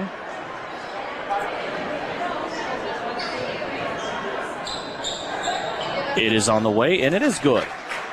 So Southeast picking it up here from the free throw line in the third quarter after they only shot 1 free throw in the whole first half. 49-17, 20 seconds left to play here in the third. There's Simpson with it. She's going to try to put a shot up. She does, but she fell down while doing it, and Pearson takes it away. Clock down to 10. Patacic with it already on the right wing. Clock down to 7. Pearson with it now on the opposite side of the floor. Back out to Harris. Clock down to 3. Here's Pearson from the far corner. That one's short, and the buzzer sounds, and we are at the end of a shutout third quarter for Southeast of Saline defensively. They outscore Republic County 16-0 in the third quarter. They lead at 49-17 as you listen on KINA and watch live stream video free of charge on SalinaPost.com, presented by L&L Advisors. Troublesome car repair? Everyone has told you it cannot be fixed or it's way too expensive? Try McKim Auto Service in Gypsum, Kansas. They do quick, dependable work and provide the lowest hourly rate in the area. McKim Auto will service your vehicle from front to back and everything in between. They treat you and your car like a friend or even family. McKim Service specializes in engine and transmission rebuild. 701 Maple, Gypsum, Kansas. Wouldn't trust anyone else with my family car. So, if your repair seems grim, remember McKim. Give them a call today to make your appointment. Are you looking for a local brokerage firm to help you with your Medicare, life insurance, and annuities? L&L Advisors is the #1 local Medicare supplement and insurance specialist. Medicare can be confusing. Let the experts at L&L Advisors help make sense of it. Stop by one of 3 locations in Salina or McPherson and speak to an agent about the needs of your family. L&L Advisors, main office at 717 Roach, right off Crawford, and in the Central Mall, Salina, and downtown McPherson. Based on honesty and trust, contact L&L Advisors today. You're listening to Southeast Trojan Hoops on KINA. Devin Haney, Tyler Smith back here at Republic County High School. We are in Belleville. Or as they say, Tyler, Nebraska's just right there. I don't know who says that. I just like saying it. 49-17, Southeast of Saline in control of this girls game as we start fourth quarter. Clock will continue to run here in the fourth quarter for everything except for timeouts or injury. The Southeast of Saline has come into this building and they have taken care of business. A shutout third quarter. They've only given up 17 points so far tonight. And that's exactly what you're looking for, right? Hyped up, we talk about this gym, hyped up. You got senior night. It looks like Brielle just putting her body on the line, trying to draw a charge. No call either way. But it's the defensive effort in this third quarter that you've really got to be happy with if you're Southeast. Yeah, I thought Brielle was in great position there. Southeast does get the basketball off the miss. Sutton Douglas, backside pass now to Feldman. Those two are out there with Reagan Duran, who will shoot the right side three. That is too strong, no good. Jacobson, though, with the rebound. Let's see Jacobson. They'll work it around. Feldman will try a three. She's good at those, and she splashes one home. Sarah Feldman becomes the 8th Southeast player to score tonight. And how about the ball movement right there? It went, as soon as that offensive rebound from Lexi came out, it went Duran, Potacek, and immediately to Feldman, who gets her feet set. Great finish from Sarah. 52-17. Here's a Republic County three from Peters. That's no good. Jacobson has it in transition. She'll woe things up over on the right-hand side. Now play it back to Potacek. Little bounce pass, high side of the lane. Shot put up by Lexi is no good, and now a rebounding foul will be called on Republic County. Clock continues to roll, 52-17. Southeast. Yeah, great rebound from Sutton right there, and it looks like Kircher just comes in and just zero position, just tries to get a hand on the basketball. She goes right through Sutton. Sutton just great position. That is the foul on Addie Kucher. Southeast now running inbounds. Potacek behind Jacobson and Douglas. One of the three. She's going to make the extra pass to Feldman. She'll launch it from the opposite side of where she just made it. Now the ball down low. Jacobson looking from block to block, trying to pass it underneath the basket to Douglas, and it's knocked out of bounds. Back to the bench, Shauna Smith goes, and she will insert now Ellie Smith as Lexi Jacobson checks out. Lexi's offensive work tonight, I assume she is done, is 19 points. That ties a season high that she scored earlier this season on January 5th at Minneapolis. There's a ball turned over, and now a foul called in transition on Brielle Potacek, her first. And you can tell that an errant pass from Ellie Smith, just she comes in, but you can see immediately Coach Shauna Smith just coaching her up, just saying you can't look right at that pass. These are big minutes for players like Ellie Smith. I mean, this girl, the talent is through the roof. I mean, we see what she does on the track and field side in the spring. She's a state qualifier, state placer in the high jump. I mean, she's got athleticism through the roof, and you really want to get her more confident on the basketball court. Here's Avery Stent stepping through a defender, and she's going to score her second basket of the night. 52-19, that is the first points of the second half for Republic County. Feldman works it around Potacek. Potacek high post. Looking there at Smith. Now she'll play it back off to the left. Potacek now sneaks one into Ellie Smith. She's going to elevate up. That's no good off the front of the rim. And Republic County has the rebound. 4:30 left to play. Shauna Smith is still scouring her bench. She has Carly Zerflu sitting at the scorer's table. There's Kylie Stone. Tried to operate one way. Her teammate got in her way, though, so she reverse pivoted, came back and finished with a baby hook. Kylie Stone has 10. That's what she had in the first meeting between these two teams. Yeah, great finish from Stone. Just takes the defense one way, all of a sudden stops and pops the other way. It's a big-time finish. 52-21. Missed shot there by Southeast. Here comes Republic County back the other way. Avery Stent with it. Starts out right, now comes back to the middle of the floor. 52-21. And now here, hand check foul is going to be called here against Southeast. They'll be their second team foul. Yeah, and a tough foul right there on Sutton. It looks like Sutton in a good position. But we talk about Stent. I mean, Stent's explosive, just kind of attacks the baseline, and it looks like they got Sutton with their hands. Carly Zerflu will check in for Brielle Potacek. Brielle, one of those quiet nights offensively that she'll come out with 2, but did a lot of things in this game that you're not going to see pop up. Yeah, that's the great thing about, just what all these seniors do, and especially Brielle. Offensively didn't have the type of night that she wanted, but she did everything else. She did all that dirty work as you're seeing a couple more subs come in from Southeast Saline. Piper Brown checks in. Also Charlotte Knopf into the game. 52-21, Southeast of Saline. Smith with it down low, now to Feldman. Knopf, high-low entry, down low to Smith, and she can't get that to go. Nice look there by Knopf. It's going to be out of bounds. Republic County will take it. 2:40 left to go. Clock continues to run. Yeah, you get those two running a high-low game. Give them some confidence. Only sophomores, but when you have Knopf and Smith, all of a sudden the elevation changes, and you get those two in the basketball game. Start getting those two in more minutes, watching those two grow. It's going to be fun. Zerflu comes over, pokes one away. Feldman will pick it up for Southeast of Saline. Turnover there created defensively by the Lady Trojans, and they're going to whistle Charlotte Knopf with a traveling violation that'll give it back. Stick with us in post-game. We'll go over final numbers for you. Also a Vernon Jewelers gym of the game. And check the Bennington State Bank scoreboard. See if we have some girls' finals rolling in. Under 2 minutes to go here. 52-21, Southeast of Saline leading it.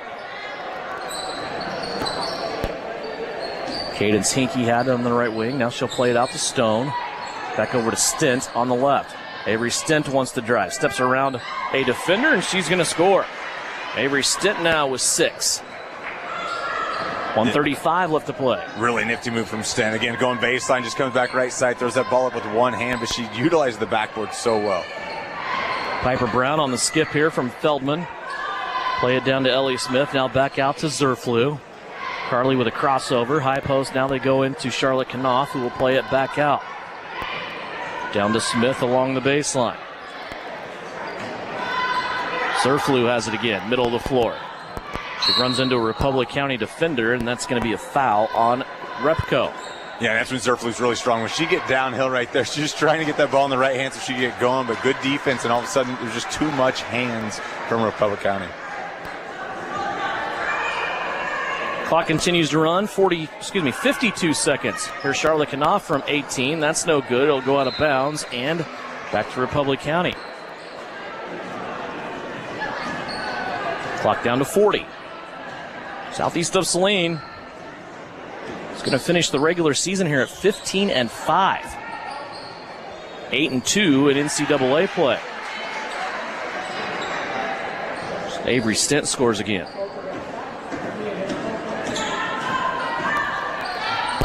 There's a steal now for Avery Stent. Zerflu there with her. Stent's going to score. That may be the last play of the game. Stent has 8 points here in this fourth quarter. Coming into the quarter, she only had 2. Stent at the free throw line. Stop the clock here in the home gym. They called that on the floor? No, they'd let her shoot. Okay. Gotcha. I didn't know if they're going to That was an and-one situation, and that will be the end of the game. 52-27, our final score. Southeast of Saline with a big victory. They go to 15-5, 8-2 in league play with a 52-27 victory. When we come back, numbers from this game. We'll also have a Vernon Jewelers gym of the game, and we will make our transition to the guys contest. That's all coming up when we come back. It's the post-game show, and it's brought to you by Commercial Tire Centers after a Lady Trojan victory, 52-27 here on KINA. Winter travel can be treacherous if your tires are worn out. Stay safe with an inspection at Commercial Tire Company. Cold weather also drops the inflation in your tires. Get them checked today to avoid losing grip or damaging your tires. Commercial Tire will help keep you safe. For repairs that aren't tire-related, our automotive and diesel mechanics will fix it right the first time. Commercial Tire Centers, West Crawford and North 9th, Saline. Commercial Tire Centers, where service is everything. The Trojans are experts in precision passes, and Everhart Precision Ag are your experts in grid soil sampling. Everhart Precision Ag does all the sampling and data analysis in-house, keeping it local and close to the farm. They're also your local channel seedsman, selling all seeds with an emphasis in corn and soybeans. Trust Matt Everhart and Lane Hensley at Everhart Precision Ag, serving Saline, Dickinson, McPherson, and Ottawa counties, and also supporting southeast of Saline Trojans. For more information, visit everhartprecision.com. When does normal acute pain become abnormal chronic pain? Chronic pain can be one of two types, nociceptive and neuropathic. Each type differs based on what causes it, what it feels like, and what treatments may relieve it. Neuropathic pain can often be managed by a therapy called neurostimulation or spinal cord stimulation. If you suffer from chronic pain, ask your primary care physician for a referral to the Saline Pain Clinic. Our pain specialists will discuss the right options to manage your pain. Online at SalinePainClinic.org. Insurance is something we all need in our business, home, car, and life. But do you really understand what's covered? And most importantly, what you are paying for? Hi, this is Rob Carlson in the Salina office of Smart Insurance. Change is good, especially if you haven't looked at your insurance policy lately. I can help you understand what you need and where the gaps are in your coverage. We provide free quotes and take pride in looking out for you. Smart Insurance, with locations in Salina, Abilene, and Harrington. Give us a call today. Time now for the Trojan postgame show on KINA. Stick around for the game recap, final stats, and reaction from the coach. This is Trojan basketball on KINA. Back here on the postgame report, it's brought to you by Commercial Tire Centers. After a Lady Trojan victory, 52. We also want to recognize our senior Penn family members playing tonight. We at Republic County High School want to take this time to thank the parents for letting their athletes be a part of Republic County athletics. We appreciate your participation and your support of programs at Republic County High School. We will begin by introducing our senior cheerleaders. Emma Hubert. Emma is the daughter of Luke and Michelle Hubert. She has participated in cheerleading for 4 years. Emma says that cheer has been a huge part of her life since the 7th grade, and it would be impossible to choose just one memorable moment. All the memories, the friends, the laughs, and the inside jokes she has made with these girls at Republic County will never be forgotten. She wants to thank each and every one of them for truly making her high school experience extraordinary. Coach Michelle says, what a blessing it has been to coach Emma all 4 years of high school. I've had the opportunity to watch her shine in a sport she loves. Her dedication to cheer has made me very proud as her coach and her mom. She technically strong cheerleader and worked extremely hard in her leadership role as co-captain in the past 2 years. We are very excited to watch her continue her love for cheer in college as a Tabor Blue Jay. From Coach Lace, Emma is a natural leader, always willing to go the extra mile with a smile on her face.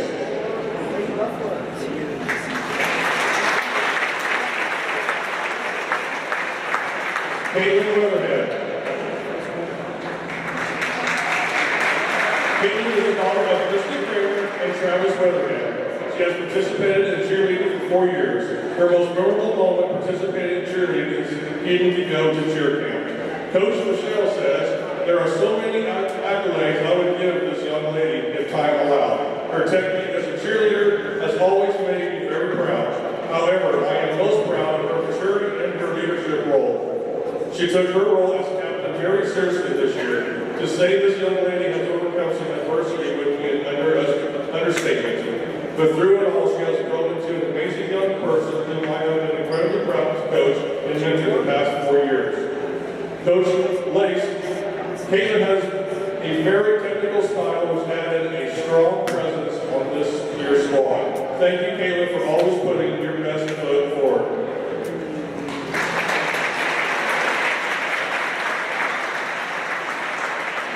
And now for our high school girls basketball seniors. Cadence Hinkie. Cadence is the daughter of Kevin and Amber Hinkie. She has participated in basketball for 4 years. Cadence' greatest basketball memory is watching Gracia and Zelma eat almost 80 wings combined at a team meal. Go to girls' college basketball games and have opportunities to work with a great group of girls over the years. Gracia Simpson. Gracia is the daughter of Clay and Jackie Simpson. She has participated in basketball for 4 years. Gracia's most memorable moment in basketball is eating 44 chicken wings her sophomore year to beat Zelma, and always working hard with the girls. Coach Alley says about these two senior basketball girls, I have had the privilege of coaching these two girls for the past 2 years and have witnessed nothing but growth and development, whether that was on the basketball court, in the weight room this summer, or as an individual. Throughout their time in Republic County, Cadence and Gracia have exemplified the true spirit of sportsmanship, dedication, and perseverance. Their unwavering commitment to their sport and their teammates has made them a vital asset both on and off the court. Beyond their contributions on the court, Cadence and Gracia are valued members of our school community.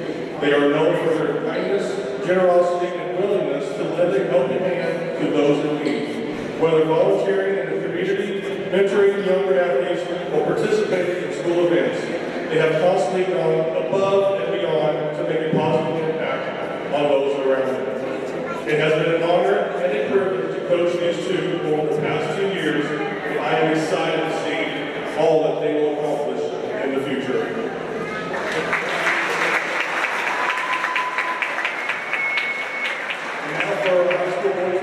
Senior, Austin Scrivener.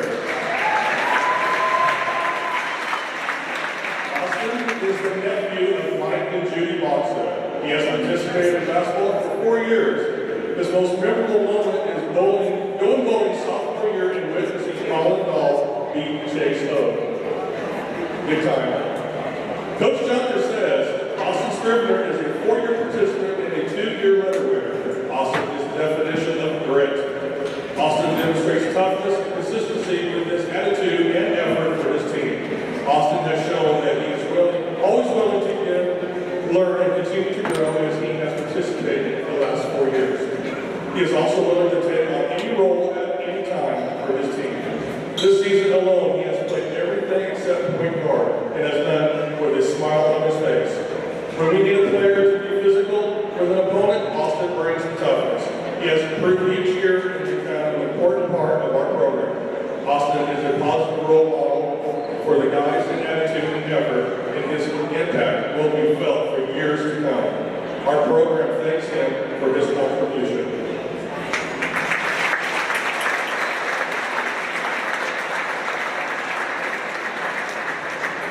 And the pet band. We would also like to take this time to recognize our senior pet band members. These students are already on the floor with their parents. Emma Hubert, Caitlin Weatherhead, and Cadence Inky. Other students representing the pet band are Aubrey Blodgett, the daughter of Tom and Christy Blodgett. Amy Bowers, the daughter of Nikki Bowers and Dan Bowers. Taylor Novak, daughter of Grant and Nikki Hall, and Justin and Ann Novak. Sarah Rigby, the daughter of Daryl and Kay Rigby. And Sophia Rigby, also the daughter of Daryl and Kay Rigby.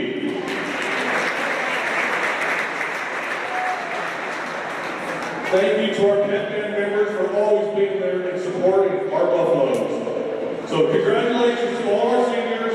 Good luck the rest of your season, and we wish you the best in all of your future endeavors. Let's let them hear it.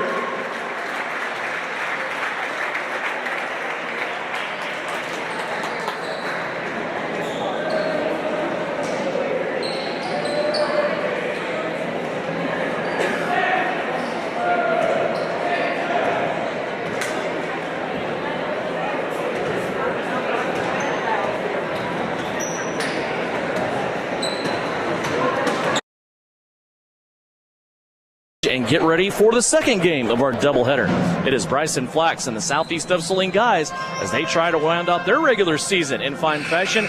They will do so against the Republic County Buffaloes. And that game is coming up in about 15 minutes. We will have the second game of our doubleheader. When we come back, we'll revisit a conversation we had earlier with Coach Flax. It's all coming up from Belleville when we come back here on KINA. Are you looking for a local brokerage firm to help you with your Medicare, life insurance, and annuities? L&L Advisors is the #1 local Medicare supplement and insurance specialist. Medicare can be confusing. Let the experts at L&L Advisors help make sense of it. Stop by one of 3 locations in Salina or McPherson and speak to an agent about the needs of your family. L&L Advisors, main office at 717 Roach right off Crawford and in the Central Mall Salina and downtown McPherson. Based on honesty and trust, contact L&L Advisors today. Okay, Coach, thank you for your breakdown on your offense and defense. Now here's Lynell Garrettson, your real estate coach for buying and selling. Hi, fans. It's Lynell Garrettson from SalinaHomes.com, and I'm here to coach you up in your real estate game plan. Now is a great time to list your house, land, or investment. Or if you're in the buying mood, I'd love to help you find just the right real estate opportunity for you. And as always, go Trojans. Buy or sell, call Lynell at SalinaHomes.com. Devin Haney now with Bryson Flax as we get a chance to look ahead to our second game of our doubleheader tonight, round out the regular season. Coach, you guys got the game coming up tonight, but a week now since you played. Let's look back at that Ellsworth game. 44-33, the final on that. A great job defensively again, just having trouble to score. Did you look at this game at all in the week you had off, or was it a good time to hit a hard reset? Yeah, I think it came at a good time to get a little break. You know, I watched it twice, and you know, again, we ended up getting decent shots and just unable to convert. You know, you don't turn the ball over, you rebound fairly well, you play good defense, and you're down 15, and that's just doesn't sit right, you know, and so, you know, over the course of the week, we spent some time, you know, trying to understand how to get to spots, you know, and maybe make our lives a little easier offensively. We put a couple wrinkles in on both ends of the floor, but our biggest thing is, you know, sometimes we're taking uncomfortable shots, and you know, we need to be able to get to our spots where we're comfortable and be able to knock them down. Yeah, you would think only giving up 44 points, 5 turnovers, you're 4-4 from the free throw line, though we talked about that as well. You just didn't shoot enough free throws to have them be any kind of effective. And I know it's kind of been one of your objectives through the season, too. At times you've been really, really good at it. At times it hasn't happened at all, and that's getting to the rim. How do you realize and how do you get the guys to kind of buy into how that works, who should be doing it, who needs to follow up with rebounds, and just things like that? Because we can sit here all day long and say, get to the rim, but it's not that simple, is it? Yeah, you know, we settle a lot and don't, you know, kind of push the issue. You see teams against us, how they create contact, play through it. And we've kind of gotten into a couple habits of when we get the first contact, we kind of, you know, pass it away, or we don't continue with it, or continue with it off 2 feet, right? And just minor little things that are preventing us from getting to the line. And you know, I'm sure I've made enough officials mad, and it's not the officials' fault. You know, it's our kids have to realize what they have to do to get to the line. You know, but I will say I'm really happy with this group defensively. We've been doing some great things on the defensive end of the floor, and really coming into the year, I thought it would have been reversed. I would have really thought we could score the ball and we couldn't stop anybody, and they've kind of you know, figured it out defensively, and you know, we're just waiting to get maybe streaky at the right time. The right time could start as much as tonight, though Republic County didn't give you too many problems when you played them back first week of February. You won that game by 41 points, and offense wasn't a problem that night either. You had 74 points. Almost everybody you put in the game scored. Let's look at the sub-state, though, because as I read it, you can correct me if I'm wrong, you are guaranteed at this point a home game. You're at least locked into that 4 seed.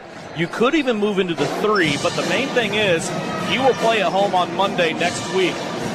Talk about the importance of that, and also knowing you can have an opportunity here to kind of come out, get some things right, get a little bit of confidence, and kind of propel yourselves into a sub-state run next week? Yeah, it's really good. You're right. We are going to get the 4, long shot to get the 3. And tonight, you want to see us, improve on what we did this past week in practice, and then we can make minor adjustments moving forward, in the next week. But for us, I hate talking about last year's group a lot, but, last year's group, we were pretty comfortable going on the road no matter where we were going. Yeah. And with this group, I think it really benefits us that we get to play at home. We did enough. We did enough, and we got enough help to be put in that position. But a mishap tonight, would lock you into 4 no matter what, not even give you a chance at 3. So, we're looking to come out of here, compete, and get better.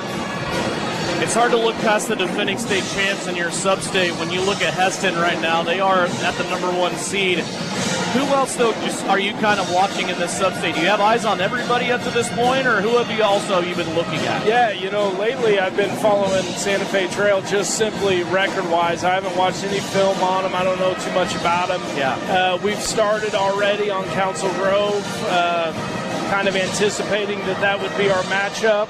And if we have to, pump the brakes and look at somebody else tomorrow, then that's what we'll do. And we're not really deep into it anyways, yeah. But just to kind of have an idea of what we're looking at. And then, you hate to look ahead, but you have to look ahead. And we've started on Heston because that's, probably who you would get if you win. And so...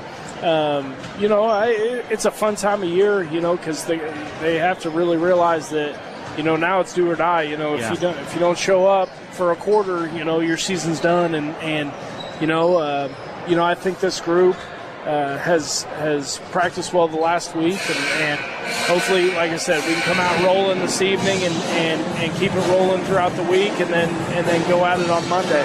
Best of luck to you tonight. We'll talk to you after the game. Thanks, Tim. Bryson Flax, he's the head coach of the Southeast of Saline Trojans. His guys tonight round out the regular season, and they will do it so right here against the Republic County Buffalo. When does normal acute pain become abnormal chronic pain? Chronic pain can be one of 2 types, nociceptive and neuropathic. Each type differs based on what causes it, what it feels like, and what treatments may relieve it. Neuropathic pain can often be managed by a therapy called neurostimulation or spinal cord stimulation. If you suffer from chronic pain, ask your primary care physician for a referral to the Saline Pain Clinic. Our pain specialist will discuss the right options to manage your pain. Online at SalinePainClinic.org. The Appliance Center. It's where you go to shop for washers, dryers, kitchen appliances, furniture, pellet grills, TVs, and so much more. If you are looking for a local, family-owned business, visit the Appliance Center. We're in the big red and white building on South Broadway in Salina. Come experience the Appliance Center difference. Salina Post and KINA, your home for all things Trojan. The Southeast of Saline Trojan sports stream live on the Salina Post, and you can always listen at 910 AM, 107.5 FM, or at 910KINA.com.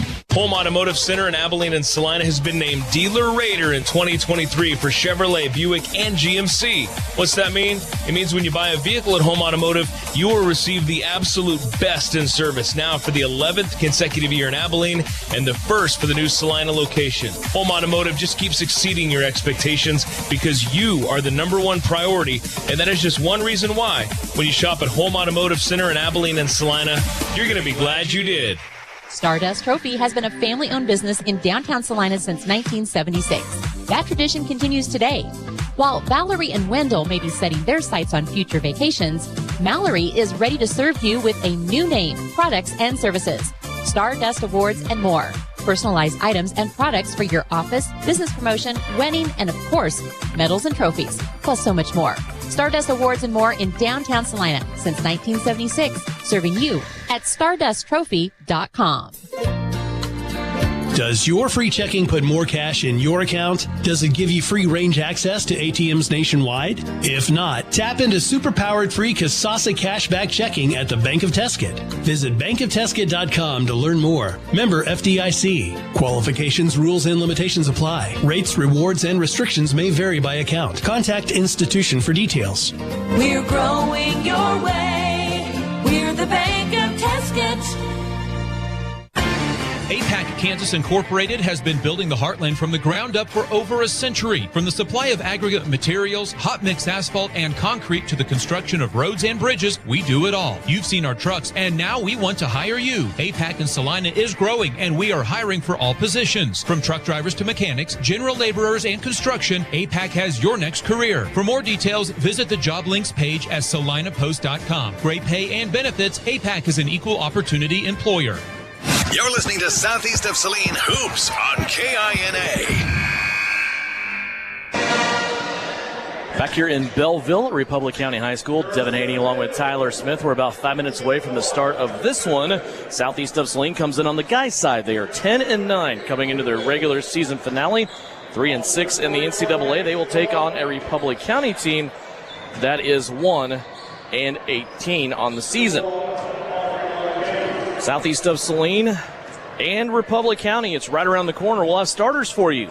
And also the start of this one, the regular season finale for Southeast of Saline, comes to you from Belleville when we come back after a 3-minute timeout here on KINA. Citizens State Bank has been serving Kansans for over 100 years. We are a full-service bank that can service your personal, business, and agricultural lending and deposit needs. Citizens State Bank offers 24/7 convenience with mobile deposit, online banking, and our ATM conveniently located in front of the building. Stop by and see our friendly and helpful staff.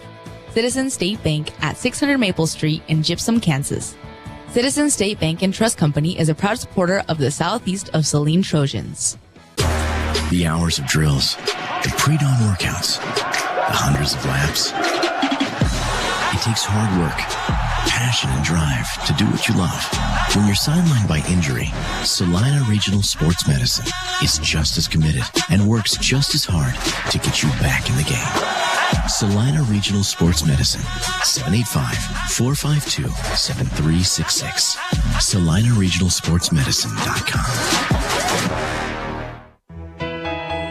If you're considering a career in healthcare, the nursing program at Kansas Wesleyan University can open doors for your future. You'll learn from experienced faculty, and there are great clinical opportunities right here in Salina. Tremendous scholarships are available, and KWU graduates posted 100% NCLEX pass rate last year.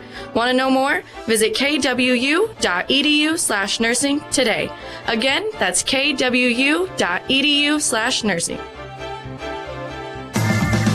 Don't get caught on empty. Fill up on all your basic needs at Asaria Oil and Hardware. We want to be sure you are fueled up and ready for whatever may be around the corner, no matter what time of day. Now live at Asaria Oil and Hardware, 24/7 pumps. No matter what time of day or night, your gas and diesel tanks can rely on us. During regular business hours, you can get your favorite pizza and snacks to have enough energy to win the day. Asaria Oil and Hardware, located in Asaria at the corner of Center and Main. We'll fill you up. Frisbee Construction is a service organization for the commercial grain industry dedicated to giving you the best in planning, the best in quality, and the best of workmanship, and overall the best value for your dollar since 1949. Frisbee Construction specializes in new construction as well as remodel and repair of grain handling facilities throughout the Midwest. Frisbee Construction Company in Gypsum has emergency crews available as needed. For more information, go to frisbeeinc.com. Maybe you don't play quarterback or make the highlight reel. Maybe you're not a high school athlete anymore. But just like an athlete, you can get first-class orthopedic care from Salina Ortho. Their doctors and staff strive to get you back to an injury-free, pain-free life as quickly as possible. Salina Ortho has a doctor on call 24/7 for all orthopedic injuries. So next time you're injured, trust the experts at Salina Ortho. Your voice, your choice, past, present, and future. See them online at salinaortho.com. You're listening to Southeast of Saline Basketball on KINA.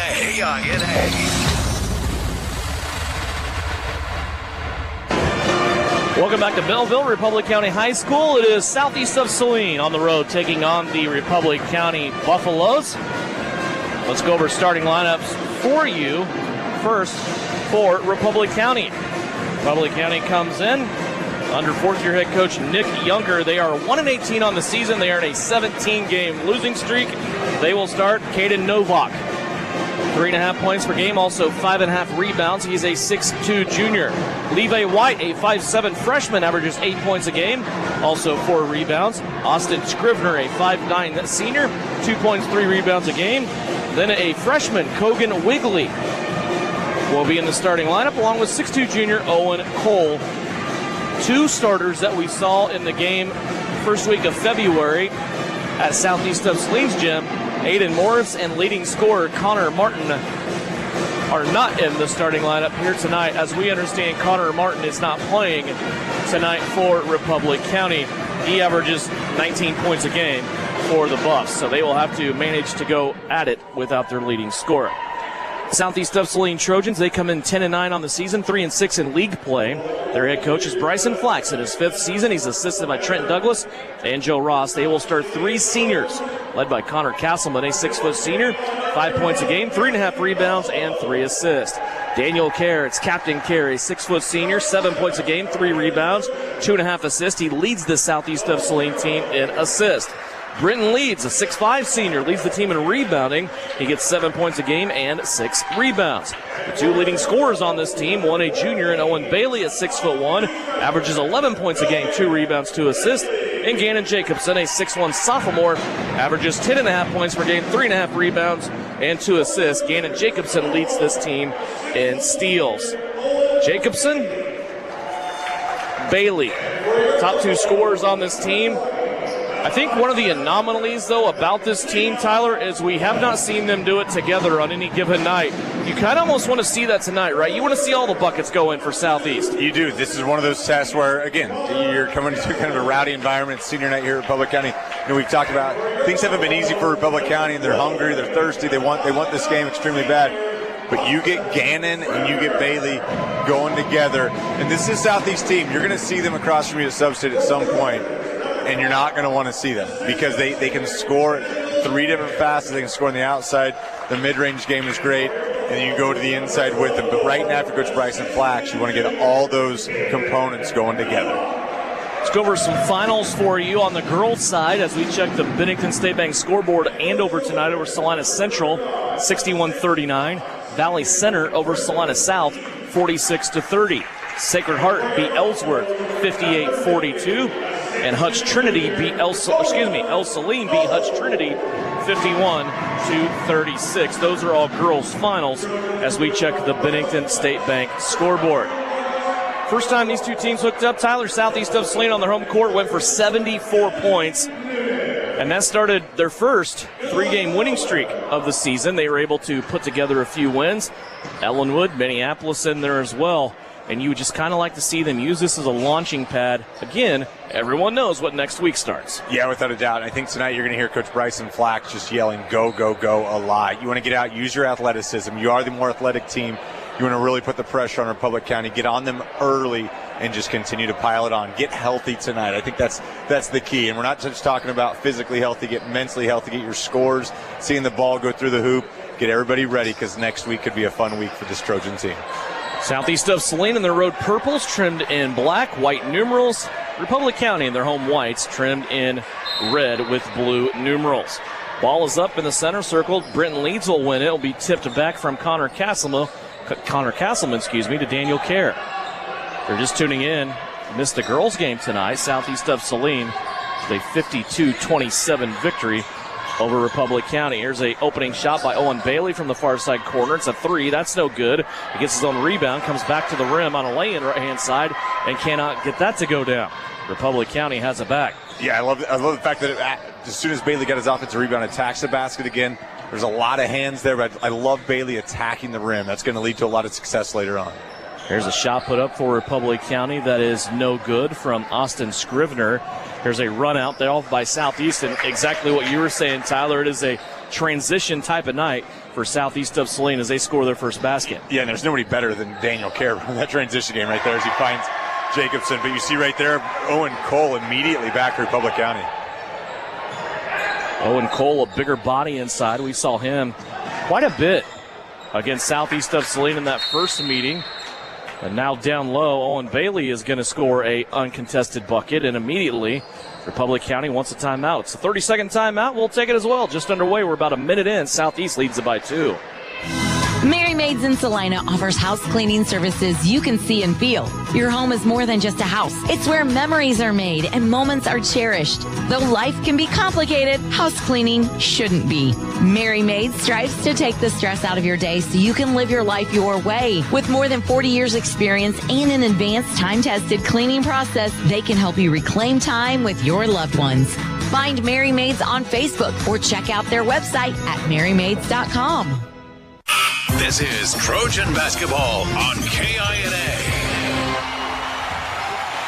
Quick timeout there by Republic County. Out of the timeout, they are bringing it up the right-hand sideline. Man-to-man, full court pressure that time by Southeast of Saline. Republic County trying to settle in here. Both teams have scored early on. Here's a three-pointer by the Buffs, and that is also good. It's a three-pointer from Levi White. I was impressed by the freshman when they came to Southeast Gym. Yeah, you saw right there, didn't have a lot of room, but he wiggled away, got himself just a little bit of space. A great finish. There's another basket inside for Southeast of Saline. This one by Daniel Kerr for 2. 6-5. These two teams going back and forth here early on. Now a loose ball. Brenton Leeds comes out. Has a behind-the-back pass, trying to save it from going out of bounds, and Leeds fed his teammate perfectly coming to the rim. Yeah, just great job from Jacobson. Just continue to flow and follow the play. Saw a loose ball. Leeds did a great job just controlling the basketball, just barely tipping it back into bounds, and a strong finish from the sophomore. 8-5, Southeast of Saline leading in. First foul on Daniel Kerr. It's our first foul of the game. 2 minutes into this contest. Republic County, even without their leading scorer, this is a team that you expect them always to come in and play hard. I think they do a good job, and boy, they have just been in a skid here as of lately. And when you lose somebody like Connor Martin, the talented sophomore who averages almost 20 points a game, got to figure out how to fill that gap, and that is not easy at all. No, not at all. And you're seeing they're relying on a couple freshmen tonight to try to do it. You see Kerr miss the 3, but tonight if you're Southeast, you really want to attack. We've only seen 2 threes taken by Southeast. You want to attack the basket, get close to the rim, try to get as easy as shots as you can offensively. Castleman, a little runner that led him to fade away from the basket, and now a foul will be called here on Gannon Jacobson as he was trying to pick up the ball off the floor.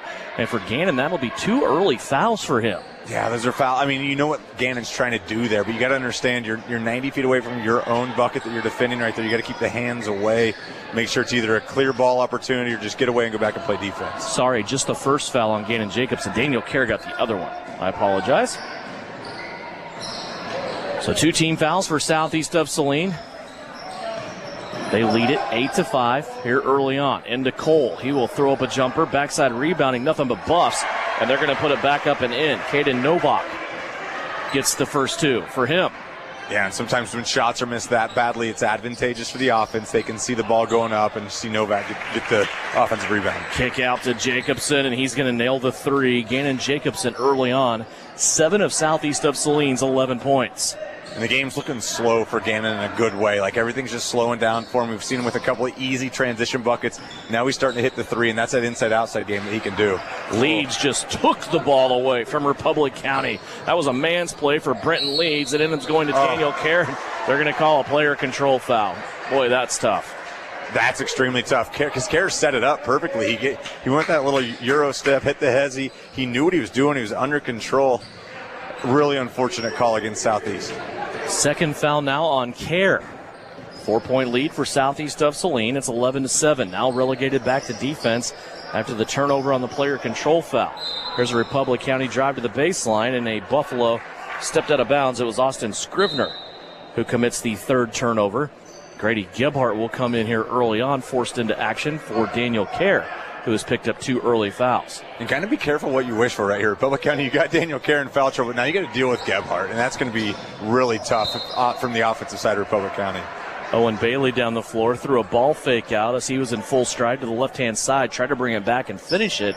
Ball poked out of bounds. It will stay here with Southeast of Saline. So we approach the halfway mark of the first quarter. Here's Owen Bailey off the inbounds. His 3-pointer from long distance right wing is good. Owen Bailey has 5. We may get what we asked for here, exactly. Huh? Jacobson and Bailey, the top 2 scorers that both average double-digit scoring on the season. Starting to feel things up here in Republic Countyville. 14-7 our score. All of a sudden, southeast of Saline out in front by 7 after they trailed 5-4.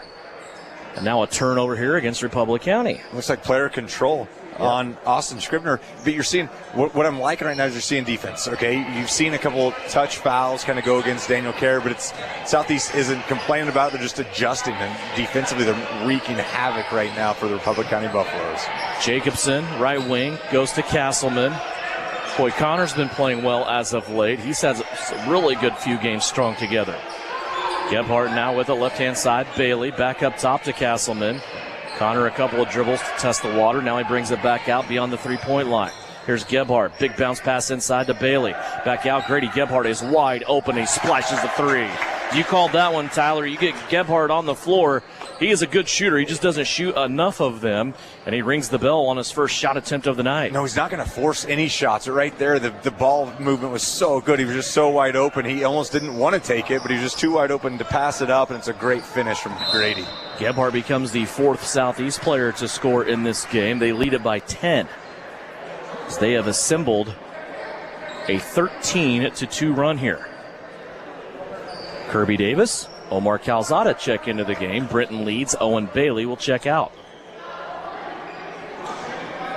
They're going to call Grady for that foul. I didn't necessarily see Grady anywhere near the ball. I thought it might have been on Bailey, but they're going to settle Grady with this first. But we know Grady's going to be – that's a player that didn't need to worry about fouls. I mean, he can just go in and go because there's going to be so many people that he come in for. As you see him right there just tying up the basketball. He's got a nose for the ball. He's going to get his hands on it whenever it's possible. Tied up a Repco player. The arrow in favor of Republic County. It will stay here, and they will inbound underneath their own basket. Into the contest, Kogan Wigley.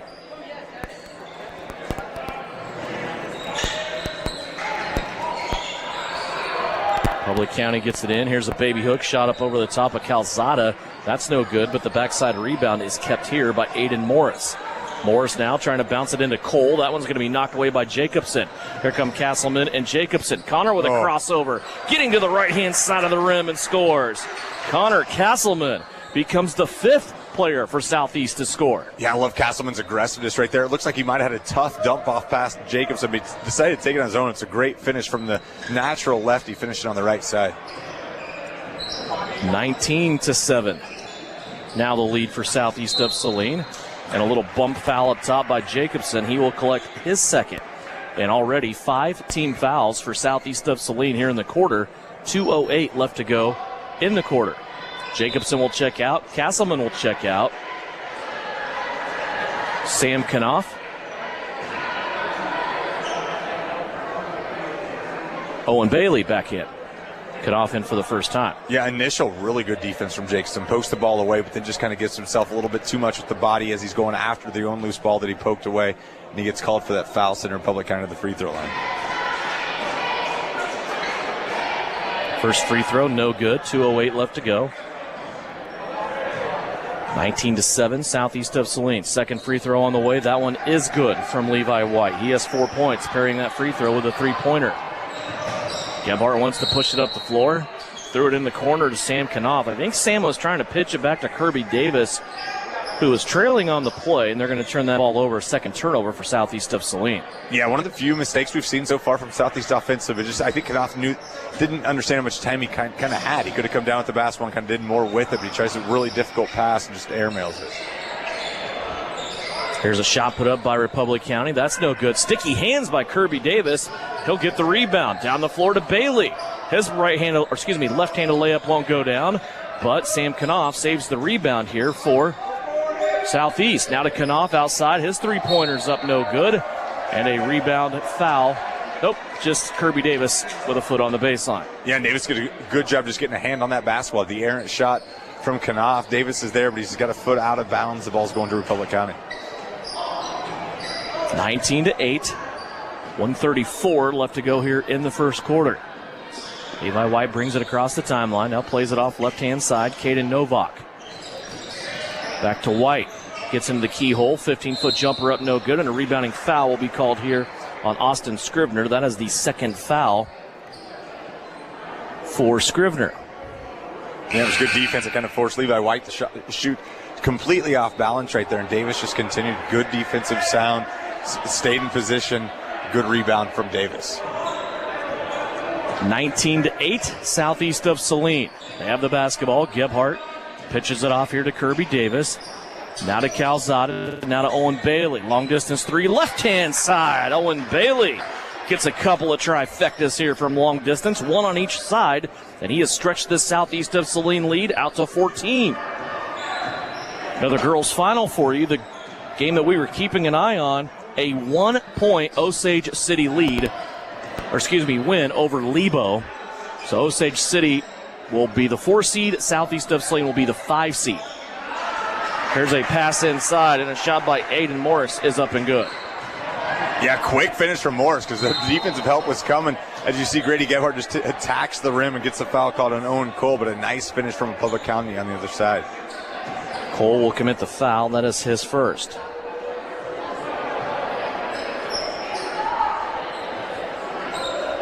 (22-10). Calzada up high. Bailey's going to test the middle of the floor now, and why not? He has one from each side and one from dead center. 3 3-pointers in the first quarter. He has 11.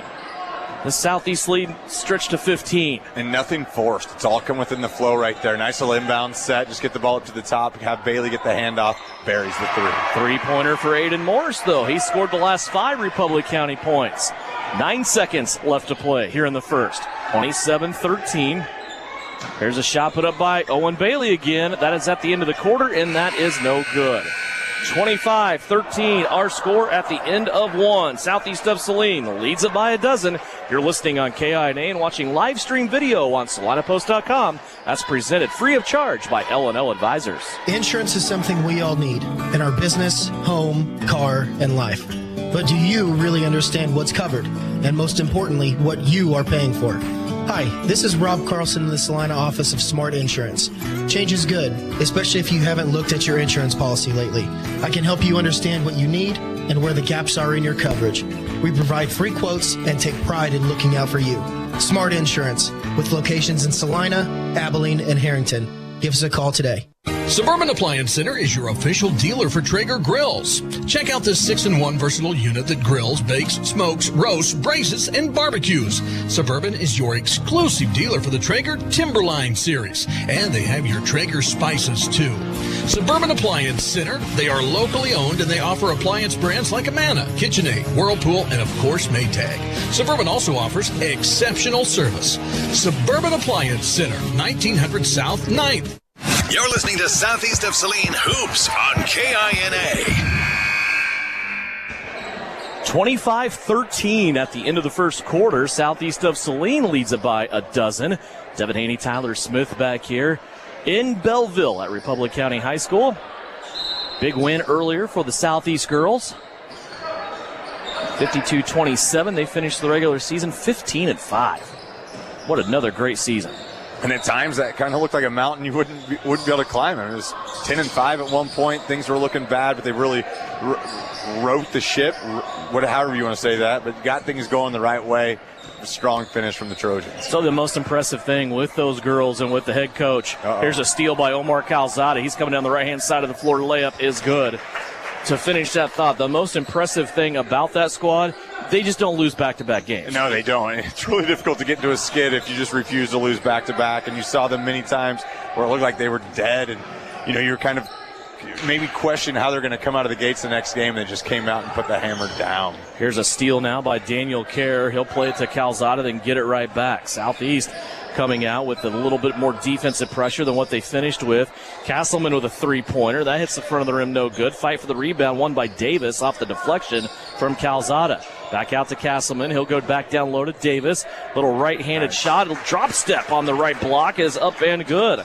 Kirby Davis, a little over-the-shoulder offense. And I know it's not intentional, but it's great to feed the person who got the offensive rebound to kind of extend that possession right there. What a great finish from Davis after kicking the ball out. Get it back. Big time. Nice angle. Way to use the window.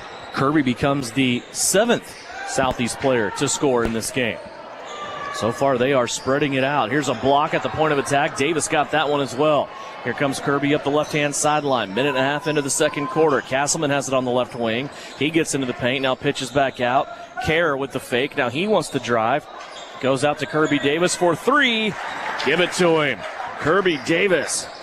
5 straight points for Southeast of Saline. Southeast has stretched this lead out to 19. Well, and you talk about getting healthy. It's getting people like Kirby Davis just that confidence. You know, we've seen the things that he can do. You start doing it on the offensive and defensive side like he's doing. Watch out. Just get everybody mentally healthy right now. Here's Levi White on a 3. That's an air ball, no good. And, boy, this second quarter so far for Southeast on the boys' side, a lot like Southeast of Saline girls' third quarter. They pitched a shutout in the third quarter of their game. That's what Southeast is doing here to start the second so far on the boys' side. They are off to a 7-0 start in this quarter. Yeah, just put the stranglehold on. Don't let a team play around with you that shouldn't play around. And you're seeing Coach Flax's squad just to tighten everything up right now. Defense is leading the easy offense. Kerr looking inside at Leeds. He hasn't had many touches inside yet. Davis now swings it back to Kerr. Kerr works it underneath, gets Owen Cole up in the air, and then finishes underneath. Daniel Kerr, his second basket of the night. Yeah, Kerr right there almost looked like he's running like a counter. You know, he let everybody go by. It's almost like letting his offensive guard come through, as we've seen so many times on the gridiron, but just great patience from him and a strong finish. Castleman on a one-man trap. Had a Republic County player all bottled up in the corner, and he's able to get the one-man 5 count. What a job there by Connor Castleman. He had him in that bad spot, right in front of the scores table. You have the sideline and the half-court line. Republic County came across and stopped in a really bad spot, and Castleman was all over it. And we talk about it all the time. Like, those are the difficult things about playing games like this. Like, on paper, this game should be the way it is, but you always wonder what kind of defensive intensity you're going to get. Everybody wants to score. We talked about that earlier in the girls' game. Are you going to do the little things? And right now, Southeast is. Kerr wants to drive, gets underneath the defender once again. Missed the shot, though, off the bottom of the backboard. He was able to get his own rebound, but then he's tied up. The arrow will keep it right here with Southeast of Saline, as we are just about 3 minutes into the second quarter. Yeah, I love the change of pace from Kerr right there. I think he goes with the right hand, kind of feels like it slips out of his hand as he's going up. Kind of an awkward-looking release from him, but great footwork to get himself in that position. Off the inbounds, goes through Davis to Castleman now, middle of the floor. Here's Castleman as he puts everybody to sleep. He just stared over to the right side for about 3 seconds and then blew right by everybody. What a move by Connor Castleman there. We've seen him do that time and time again. He has 4. And it's the ability to go off the incorrect foot. You saw the lefty finish going off his left foot, just kind of caught everybody off guard. Now a strip and a steal by Castleman. He's coming down the floor, coast to coast. Layup up and good, and he's going to get the and one opportunity. Connor Castleman with the steal, and then goes down the floor, coast to coast, fouled when the layup goes in. And there's just something so sneaky about his pace. Like, he's got this extra gear that he only uses when he needs to, and he used it right there about 20 feet out and just blew by the Republic County defenders. Free throw is no good. Foul on Caden Novak. He's so athletic. 38-13. Southeast continues to push that lead out. Here's Owen Cole driving to the bucket. And the shot that went up is tried to be put back in by Republic County. Then Brenton Leeds got the rebound. Bailey from the corner. Deadeye 3 again. Owen Bailey has 14. 4 3-pointers. And he's already there. Castleman gets the ball in transition. He's got a couple options, and he could either go to the rim, decides to kick out to Bailey, who's left wide open, and you cannot leave Bailey that wide open if you're Republic County. Boy, Coach Flax has got to like what he's seeing so far. Defensive intensity is there. They're doing what they're supposed to do, right? They're getting down the floor. They're scoring outside, inside. They're attacking the rim. They're hitting some threes. Things looking pretty good here. Just as I say that, a Fowler bumping defensively. It's on Connor Castleman. That's okay, though. That's just his first. Trying to cut off the path, and we're going to see 3 more Trojans come into the game. It is Grady Gephardt, Gannon Jacobson returning, and Isaiah Kerr, the sophomore, in for the first time tonight. I'll tell you whose averages have just skyrocketed over about the last half dozen of games. It's Isaiah Kerr. He is now averaging solidly 3 points a game, 3 rebounds, and 2.5 assists. And when you hear that, you don't think much of it, but then you look at the amount of minutes he's playing. He hasn't got a lot of minutes. You're starting to see those minutes increase because when you're in the game, you're doing positive things, and he's been filling it up every once in a while, you know, at these end-of-game situations. Yeah, he scored 12 points against Minneapolis not that long ago. Now another bump by Castleman. Said the first one was okay. That one's not. but here's the situation. I mean, Castleman's winded. I mean, he goes 100 miles an hour every time he's on the court, but now you have to figure out how to play through your 2 fouls, right? You still have to keep that same intensity as you see Castleman come away with the steal. Yeah, just as you say he's winded, he jumps out of the gym and takes one out of the air, then comes down the floor and gets a runner in the middle of the paint. And Castleman was 6 in the quarter. Devin, it's the footwork. Republic County fans are wanting to travel, but it's just the way he slowed down his pace. He was so in control. 1, 2, goes off with that left foot. It's a great finish from Castleman. 30-point game. Southeast leads at 43-13, and now a foul called here against Southeast. It's their third team foul in the quarter with 3:08 left to go, and it will be on Brenton Leeds. That is his first. Yeah, it looked like immediately when the whistle was blown, I thought Castleman thought he was going to pick up his third. And I don't think either way he was staying in the game. He was coming out regardless, but that kid's winning. He's played his absolute tail off this quarter. Ball goes out of bounds. It's a Republic County turnover, their 9th of the first half. Southeast gets it back, leading by 30. 3 minutes left to play here in the first half. Jacobson, 4-3. Why not? Gannon Jacobson joins Owen Bailey in double digits. Just what the doctor ordered if you're Coach Flax. I mean, you got both your sharpshooters just honed in, looking really good right now. 46-13. Here's a three-pointer put up by Republic County that's no good. Calzada with the rebound. Here comes Gebhardt, left-hand side of the floor, works it back to the middle. Jacobson, now they come back near side to Calzada. 2:25 left to play. Leeds wants to try a three. That one's up too strong. Calzada inside for the rebound. Had to outduel Isaiah Kerr for it, and then feeds Brenton Leeds, who came from the top down to the bottom. Leeds gets his first basket of the game. And when those two are on the court together, it's a really tough matchup. You got two legitimate bigs, but Leeds can stretch you out a little bit more. You saw him miss the three, but just attack the rim after the Calzada rebound.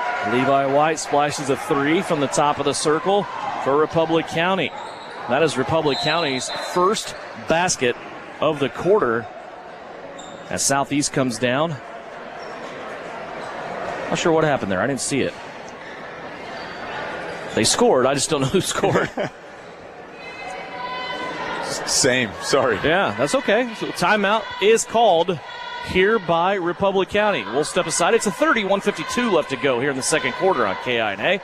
Sage is your go-to source for industrial strength cleaning products, ice melt, floor equipment, paper, asphalt, and just about everything in between. Whether you're a maintenance supervisor, a small business, or just wanting your home to look amazing, stop by 732 North 9th Street in Salina, where we will be happy to assist you. You can also visit us at sageselects.com or call us at 309-1919. Sage Products, the right call every time. You're listening to Southeast of Saline basketball on KINA. 50-16. That last bucket scored by Brenton Leeds, as he now has 4 points in the quarter, and it is 50-16. That happened in a hurry.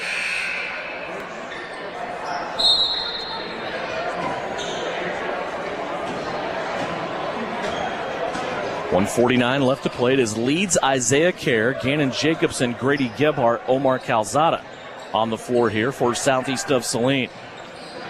Rounding out the regular season. Boy, that happened in a hurry, didn't it? I mean, it seemed like we just came back from the holiday break, and then we hit the polar vortex of going about, 2 weeks with one game. Then all of a sudden we were in Sterling, and now we're sitting in Belleville talking about Sub-State next week. And boy, it feels like Sub-State weather, doesn't it? Like you go outside, you don't have to wear a coat. You're kind of hot in the gym. You're sweating a little bit. Feels like postseason basketball. I thought about that coming into Belleville today. I was like, man, this feels like the first game of Sub-State. Most of the time Southeast is playing at home. You walk into the gym. It's really nice out. You see Mike G. He just came from baseball practice. He's got dirt all over him because he just had a good baseball practice. Like, man, it just seems like it's happening a week early, but weather beautiful, and here we are rounding out the regular season already with our 20th game going on in front of us right now. Southeast of Saline's girls got their 20th game with a victory earlier tonight, 52-27. Talk to Shauna Smith at halftime coming up about that contest and looking around the corner to what may happen next week as Republic County turns it over for the 10th time. And just great defensive pressure from Gebhardt and Jacobson right there. Just put Republic County in an awkward situation. You saw the foot drag from Republic County. Again, that defensive intensity has not faltered at all for Southeast. Here's Isaiah Kerr with a left wing three. Nearly got enough of the backboard that it went in. Calzada with the rebound. His 180 shot up, no good. Here comes Republic County with it as we go inside of a minute left in the second quarter. Steal by Isaiah Kerr. He's coming up the right-hand sideline. Lost the handle on the basketball, but he's able to get it back without turning it over.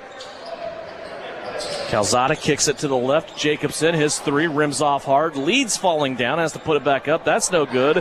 Calzada with the rebound, puts it back up and in. And that's a grown man bucket right there from Calzada. Just towers over two Buffaloes. A lot of contact, goes up. Great finish. 52-16, Southeast of Saline, 25 seconds left to play.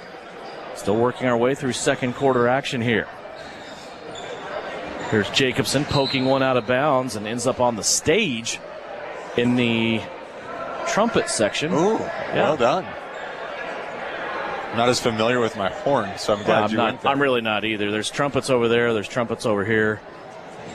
Maybe a French horn over there. I don't know. I don't speak French. I shouldn't either. 17 seconds left to go here. Republic County with the ball. Kirby Davis checks in for Brenton Leeds.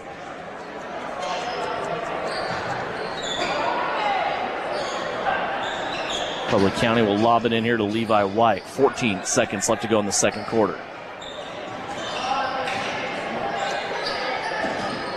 Here's a steal by Grady Gebhardt. He comes out in the passing lane. His right-handed layup is left long. Isaiah Kerr has it. His putback is up and in.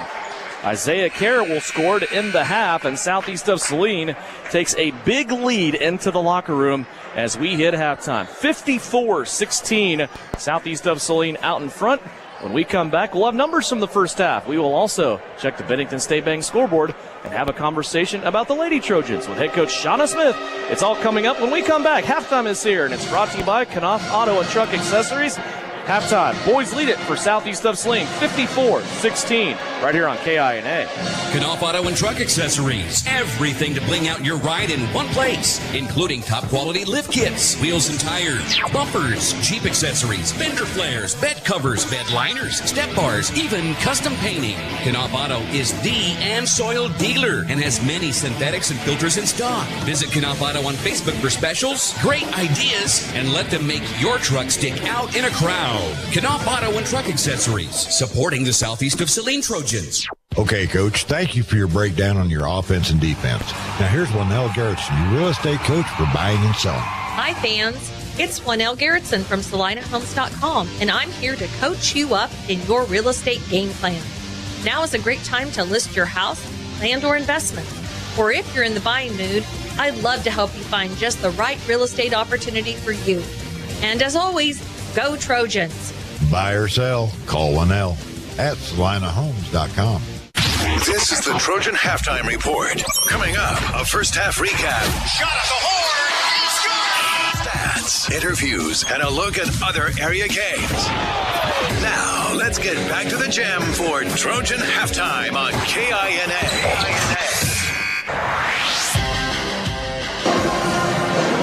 Here in a very loud Republic County High School gym as the Buffalo band playing 52-27. Our score here at halftime of the guys contest, Southeast of Saline leading it here through two quarters. Time now to check in with Shauna Smith, talk Lady Trojan basketball in a 5-game winning streak to end the regular season. 15-5 now, the record 52-27. Your game tonight over Republic County, and this could have been a trap game or a sleeper game or whatever you want to call it, but you guys come up here, you make the road trip to Belleville, and boy, you come out and you play awfully well. I thought the intensity that you brought to the floor tonight was pretty darn good. You got up to a good start in this game. Republic County scored 6 points early on. They were up 6-2, but then you went on an 18-2 run and led by 12 at the end of the quarter. How'd you feel about your girls in their play tonight? We got out and we pressed them, full court press, but that's not something we typically do. But we felt like tonight that we could do that and that we needed to work on it a little bit more for, in the game things. So we kind of went different kind of presses tonight, and I thought we did a good job. And I thought we did a really good job at kind of adjusting to how what they're going to do against it, because we really didn't know how they're going to attack it. So, we kind of threw 3 different things at them, and I thought we did a good job throughout the night. Yeah, like I said, behind early, but you put together a little bit of a run there after you trailed 6-2. It was a 7-0 run. Then they scored again. Then you went on another run and ended up leading by 12 at the end of one. You led 33-17 at halftime and just continued to keep the pedal down in the third quarter. You go through an entire third quarter and you don't give up any points. You outscore Republic County 16-0 in that third quarter. And it was not only about intensity on the defense and playing well, I thought, on offense, but, boy, every 50-50 ball tonight you guys seemingly won, which is easy to say from the outside looking in at a team that has lost that many games. But this is a team, as we took note, when they were at your gym here not too long ago, boy, they play hard. And for you guys to win every loose ball and get those rebounds, that's one thing that was adjusted, because early on they kind of got you on the boards, didn't they? Yeah, and that's what we told the girls. Don't look at their record here, because she has them playing hard. Yeah. She has them doing those things. They do some correct things. They just, like I said, right now they can score for 32 minutes. They're able to score for 8 minutes, 16 minutes. We're trying to put 32 minutes total in. It's hard for them. So I thought we did a good job. And after that first quarter, we kind of got settled in.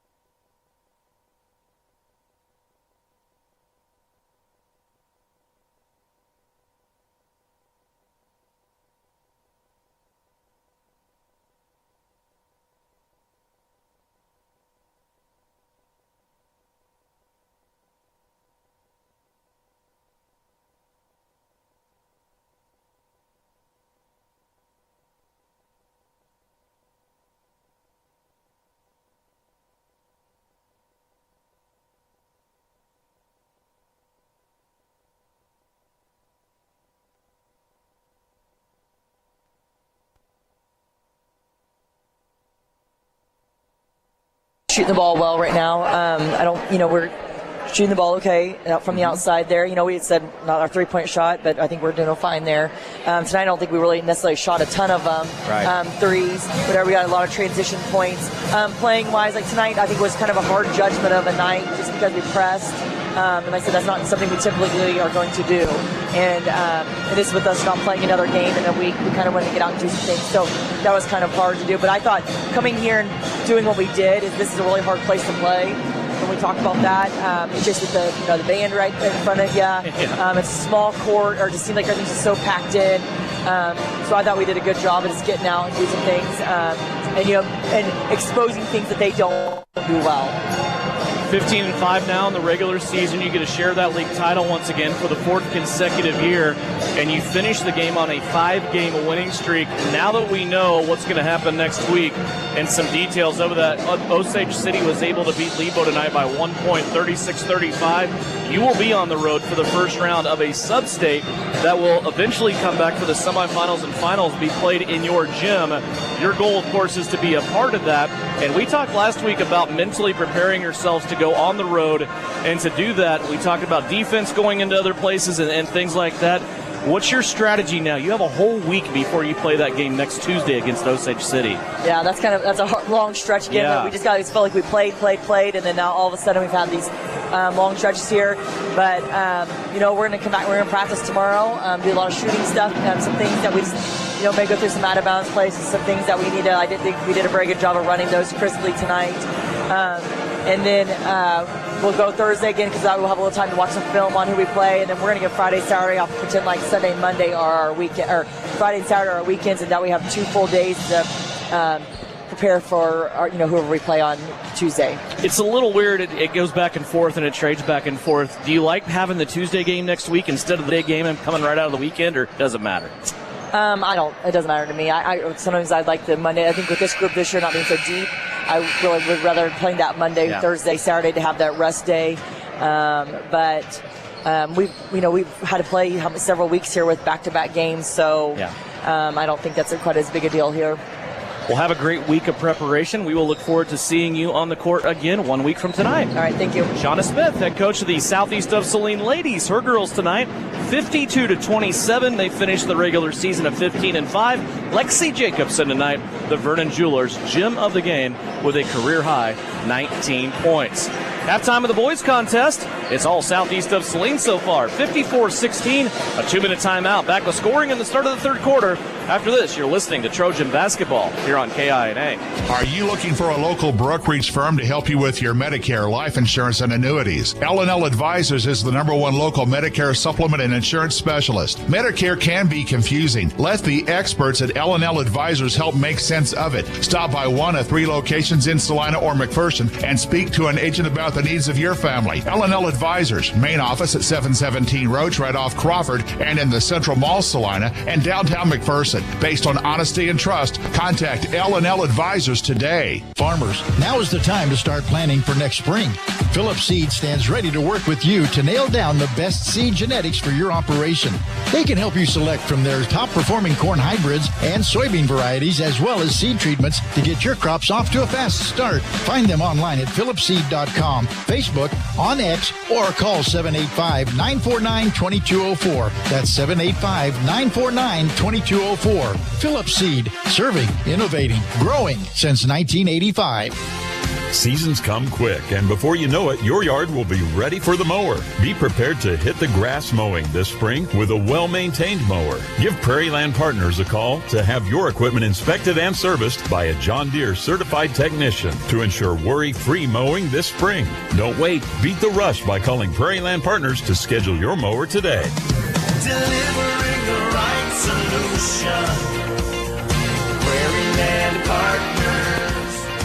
Your local Farmers Insurance agent, Stephanie Kniper, wants to put her experience to work for you. Stephanie Kniper proudly serves Saline County and Salina families and businesses and is ready to review your existing policies or provide a no-obligation quote today. Call Farmers Insurance at 785-825-8419 to get smarter about your Farmers Insurance. Farmers Insurance. We know a thing or two because we've seen a thing or two. We are farmers. Bum, ba-dum, bum, bum, bum, bum. Underwritten by Farmers Truck Fire Insurance Exchanges and Affiliates. Products not available in every state.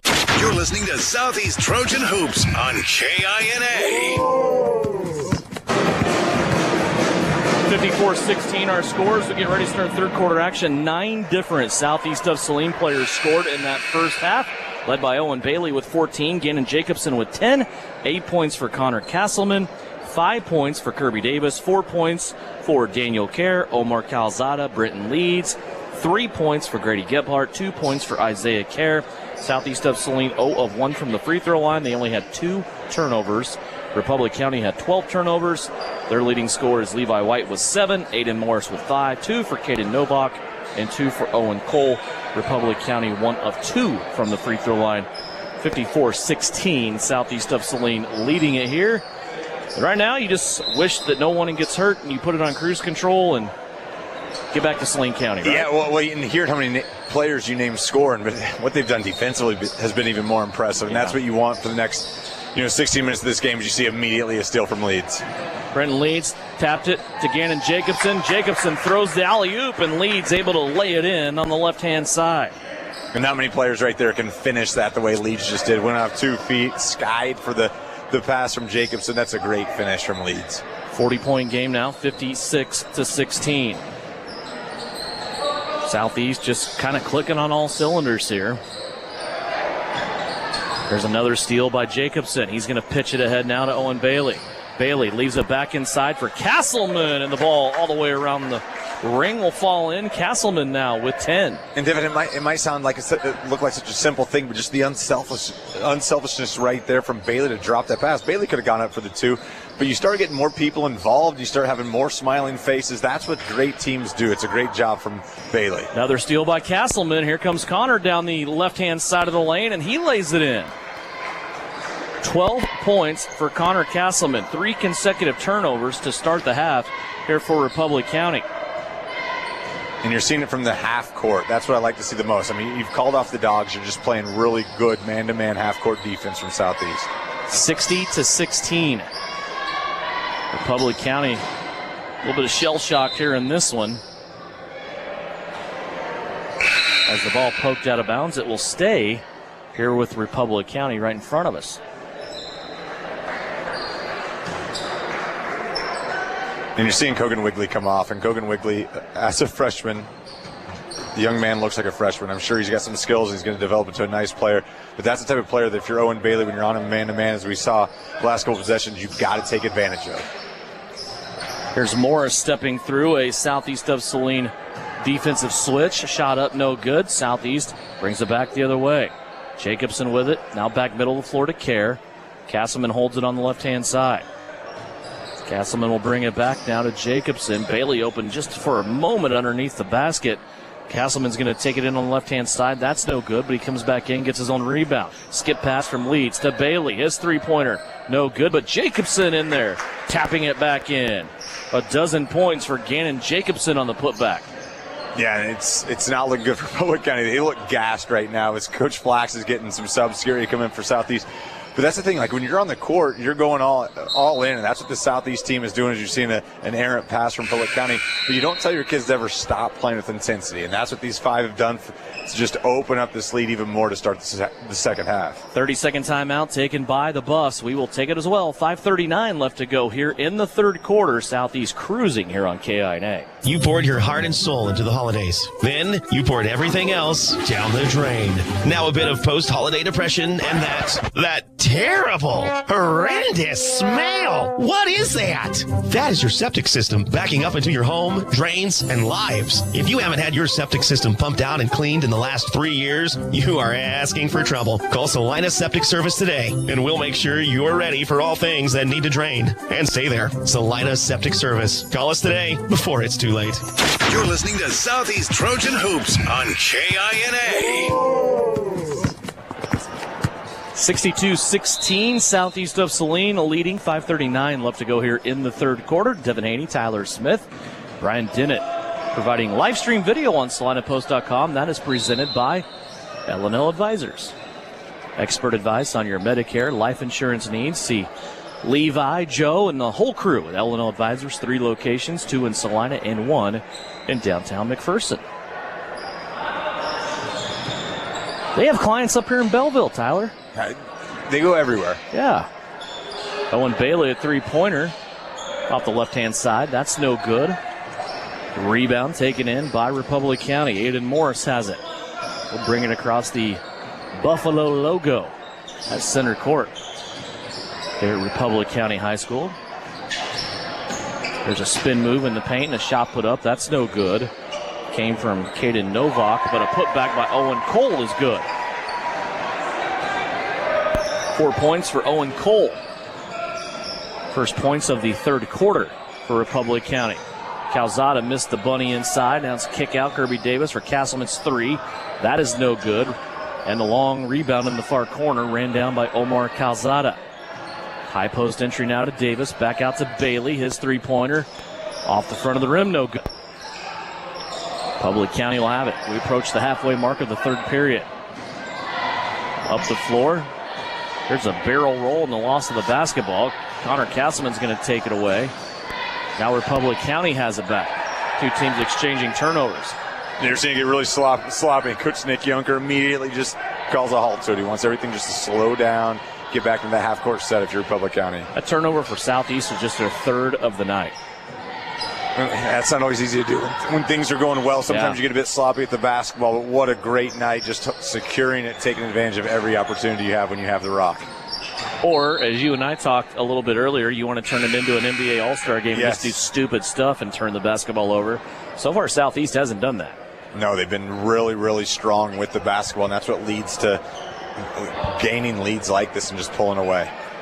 Sam Knopf, Isaiah Kerr into the game. They will join Grady Gebhardt, Omar Calzada, and Kirby Davis. 3:47 left to play here in the third quarter. 62-18, Southeast.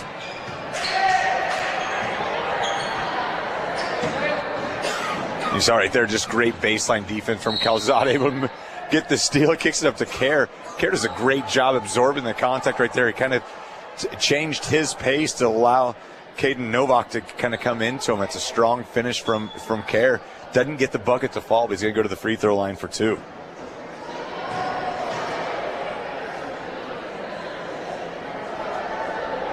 And again, it's plays like that from the younger players that you love to see. They're used to, maybe coming in, maybe getting a couple outside shots, start going for them with the lead. But you want to see them get more into a flow, more into traditional pace. And right there, Kerr did a great job.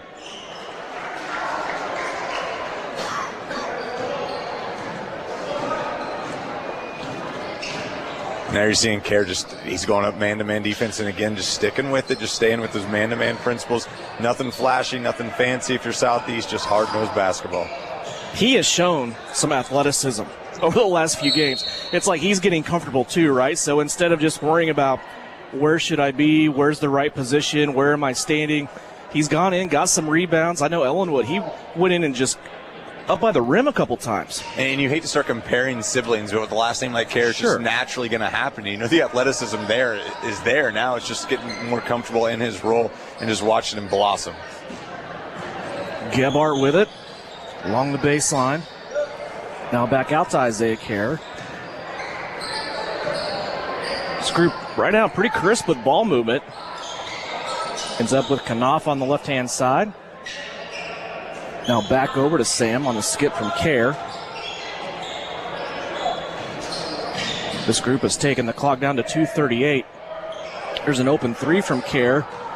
No good. Gebhardt with the rebound. And Southeast continues to play offense. When you have to talk about how good your second wave of players is, and you forget that these are the guys that play against your starting 5 every single day. And this starting 5 of Southeast is no joke. You're playing against these guys every single day, and we know Coach Flax demands a lot from both sides and both teams, that they're going to get better and better every single practice. Come up empty there. The rebound slapped out of bounds. Last touch by Southeast of Saline. And Republic County will have it back. Buffs with it on their offensive end as we approach the 2-minute mark of the third quarter. It's a kick out for a 3 from Morris. That's no good. Sam Knopf with the rebound. 1:55 left to play. Isaiah Kerr floats to the left-hand side, gets the middle of the floor, now comes back. Calzada threw a bullet out to Sam Knopf. Now Kerr on the 3. That won't go for Isaiah. Calzada, though, has it back. You want to get in a position where Calzada's getting that offensive rebound and looking to go score. Don't kick it out. I mean, you want to go attack the rim if you're Calzada. You get the ball anywhere inside the paint, you got to go to work. Yeah, right now at times it looks like this group is playing hot potato rather than running offense, right?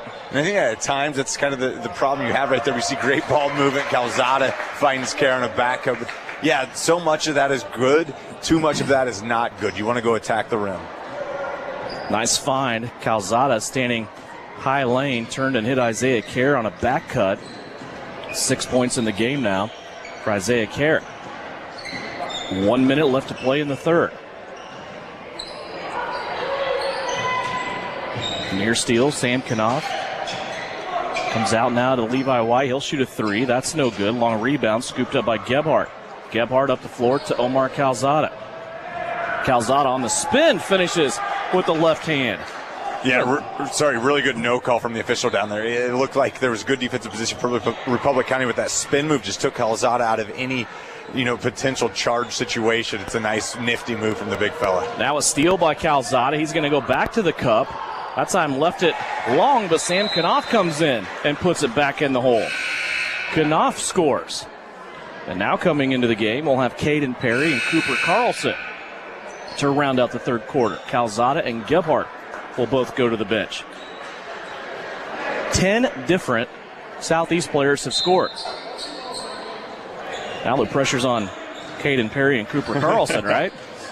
It is, but it's what you've done defensively. You've only allowed 5 points since the end of the first quarter, and you've really just tightened everything up, and you got to love what you see if you're Coach Bryson Flax. Yeah, we talked about the Southeast girls in their third quarter. They pitched a shutout. Southeast boys have only given up 5 in 2 quarters so far, with 12 seconds left to go here in the third. Levi White with it. Clock down to 8. He's near the timeline. Kirby Davis comes out, hedges, switches on that screen. Pushes Levi White out for a forced three-pointer at the buzzer. Really good job there by Kirby Davis defensively, and we are at the end of the third. 70-18, our score. Southeast of Saline up big. We'll have a running clock when we come back for fourth quarter action. Trojans leading it here on KINA. Frisbee Construction is a service organization for the commercial grain industry dedicated to giving you the best in planning, the best in quality, and the best of workmanship, and overall the best value for your dollar since 1949. Frisbee Construction specializes in new construction as well as remodel and repair of grain handling facilities throughout the Midwest. Frisbee Construction Company in Gypsum has emergency crews available as needed. For more information, go to frisbeeinc.com. Are you looking for a local brokerage firm to help you with your Medicare, life insurance, and annuities? L&L Advisors is the #1 local Medicare supplement and insurance specialist. Medicare can be confusing. Let the experts at L&L Advisors help make sense of it. Stop by one of 3 locations in Salina or McPherson and speak to an agent about the needs of your family. L&L Advisors, main office at 717 Roach right off Crawford and in the Central Mall Salina and downtown McPherson. Based on honesty and trust, contact L&L Advisors today. This is Trojan Basketball on KINA.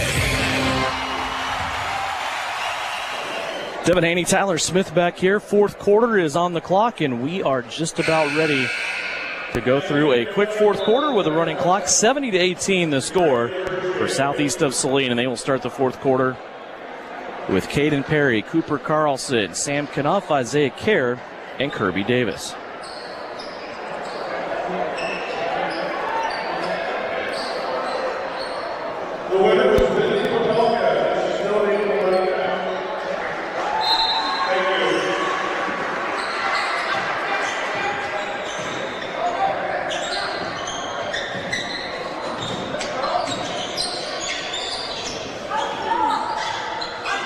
Public County starts out with the basketball. Had one of those things going on in my brain that you had earlier, and I couldn't add for some reason. That's going on in my brain all the time. Like I couldn't even get to 18. Here's a three-pointer now for Levi White. He has 10 to lead the way. Levi's a nice-looking younger player. He's only a freshman. I was impressed with him when they came to Southeast of Saline back first week of February. Yeah, and you kind of wonder if he could be more of a role player. I mean, right now he's got so much on his plate as just a freshman, but yeah, we're seeing him. He knows how to put the ball in the bucket. There's so many other little things that he can do, but you just wonder if he had more of a role instead of having to be the dude, what he could actually do. Three-pointer put up there by Cooper Carlson for Southeast. That's no good. Kirby Davis now will try it as they kept it. And Kirby gets the three-pointer on the left-hand side. 8 points for Kirby Davis. 73-21. And a lot of crooked numbers from these Southeast scores.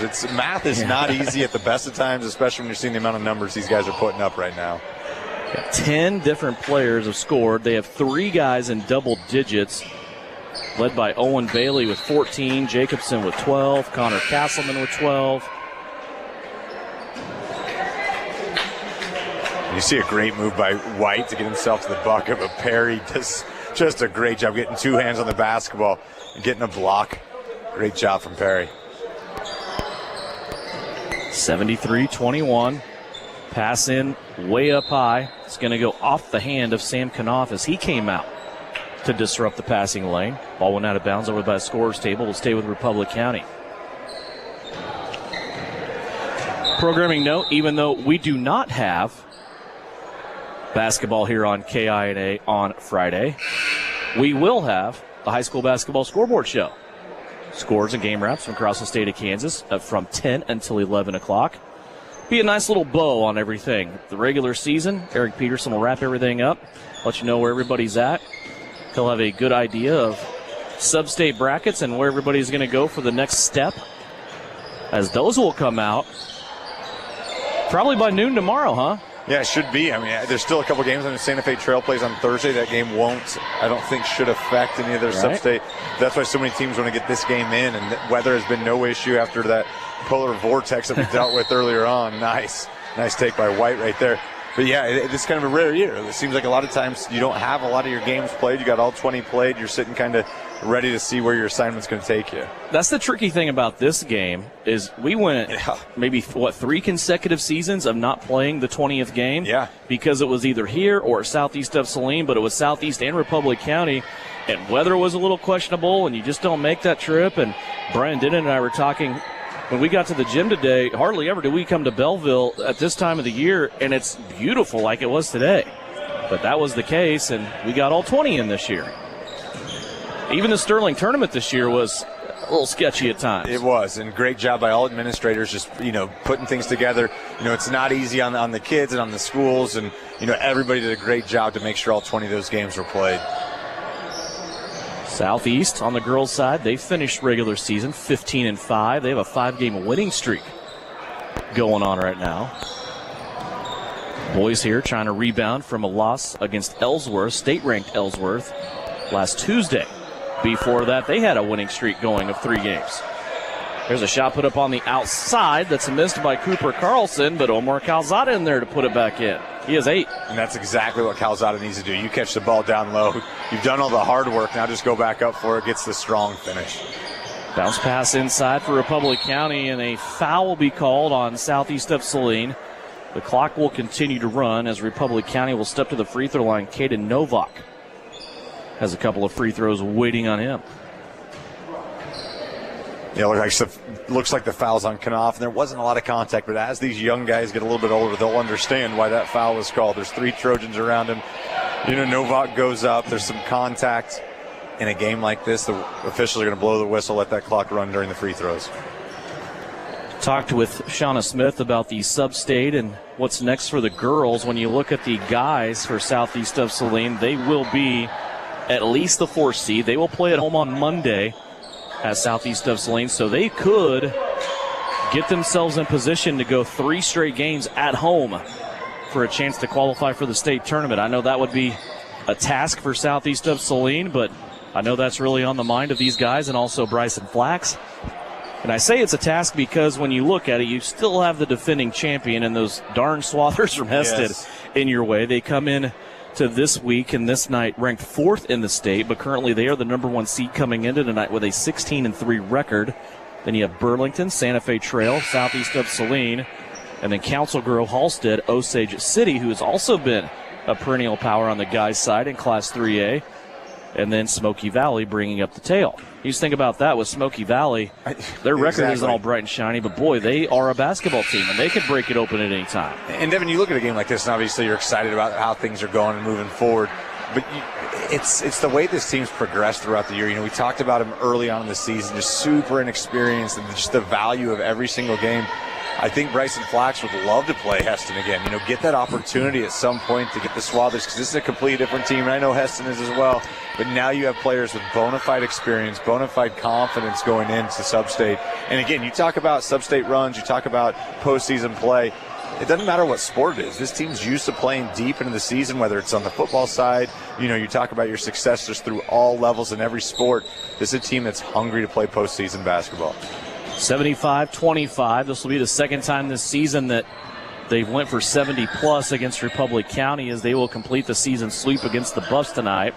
Clock down to 125, and it's taken away there by Caden Perry. He gets in the middle of the lane and pitches it back out. Isaiah Kerr has it. Now Grady Gebhardt.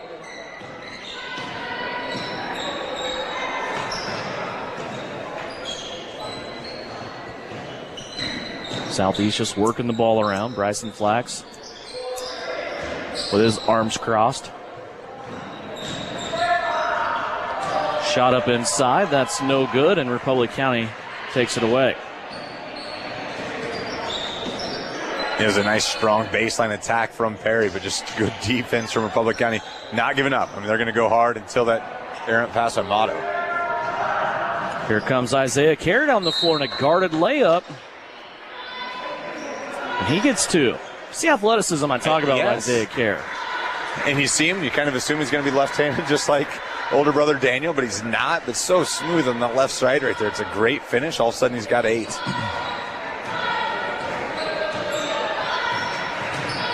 8 points for him. Coach Younger right there biting his tie. Coached his tail off. We talk about this Republic County team all the time. Like you said earlier, they fight their tails off just sometimes, just a bit undermanned, and you're seeing that tonight. 77-25. Grady Gebhardt looks like he will dribble it out as the Southeast of Saline Trojans win in a big fashion here on the road against Republic County. Southeast of Saline will finish the regular season 11-9, and they drop Republic County down to 1-19. When we come back, we'll go over final scoring for you from Citizen State Bank. We'll also have a Vernon Jewelers Gym of the Game. It's all coming up when we come back. Postgame is here. It's brought to you by Commercial Tire Centers.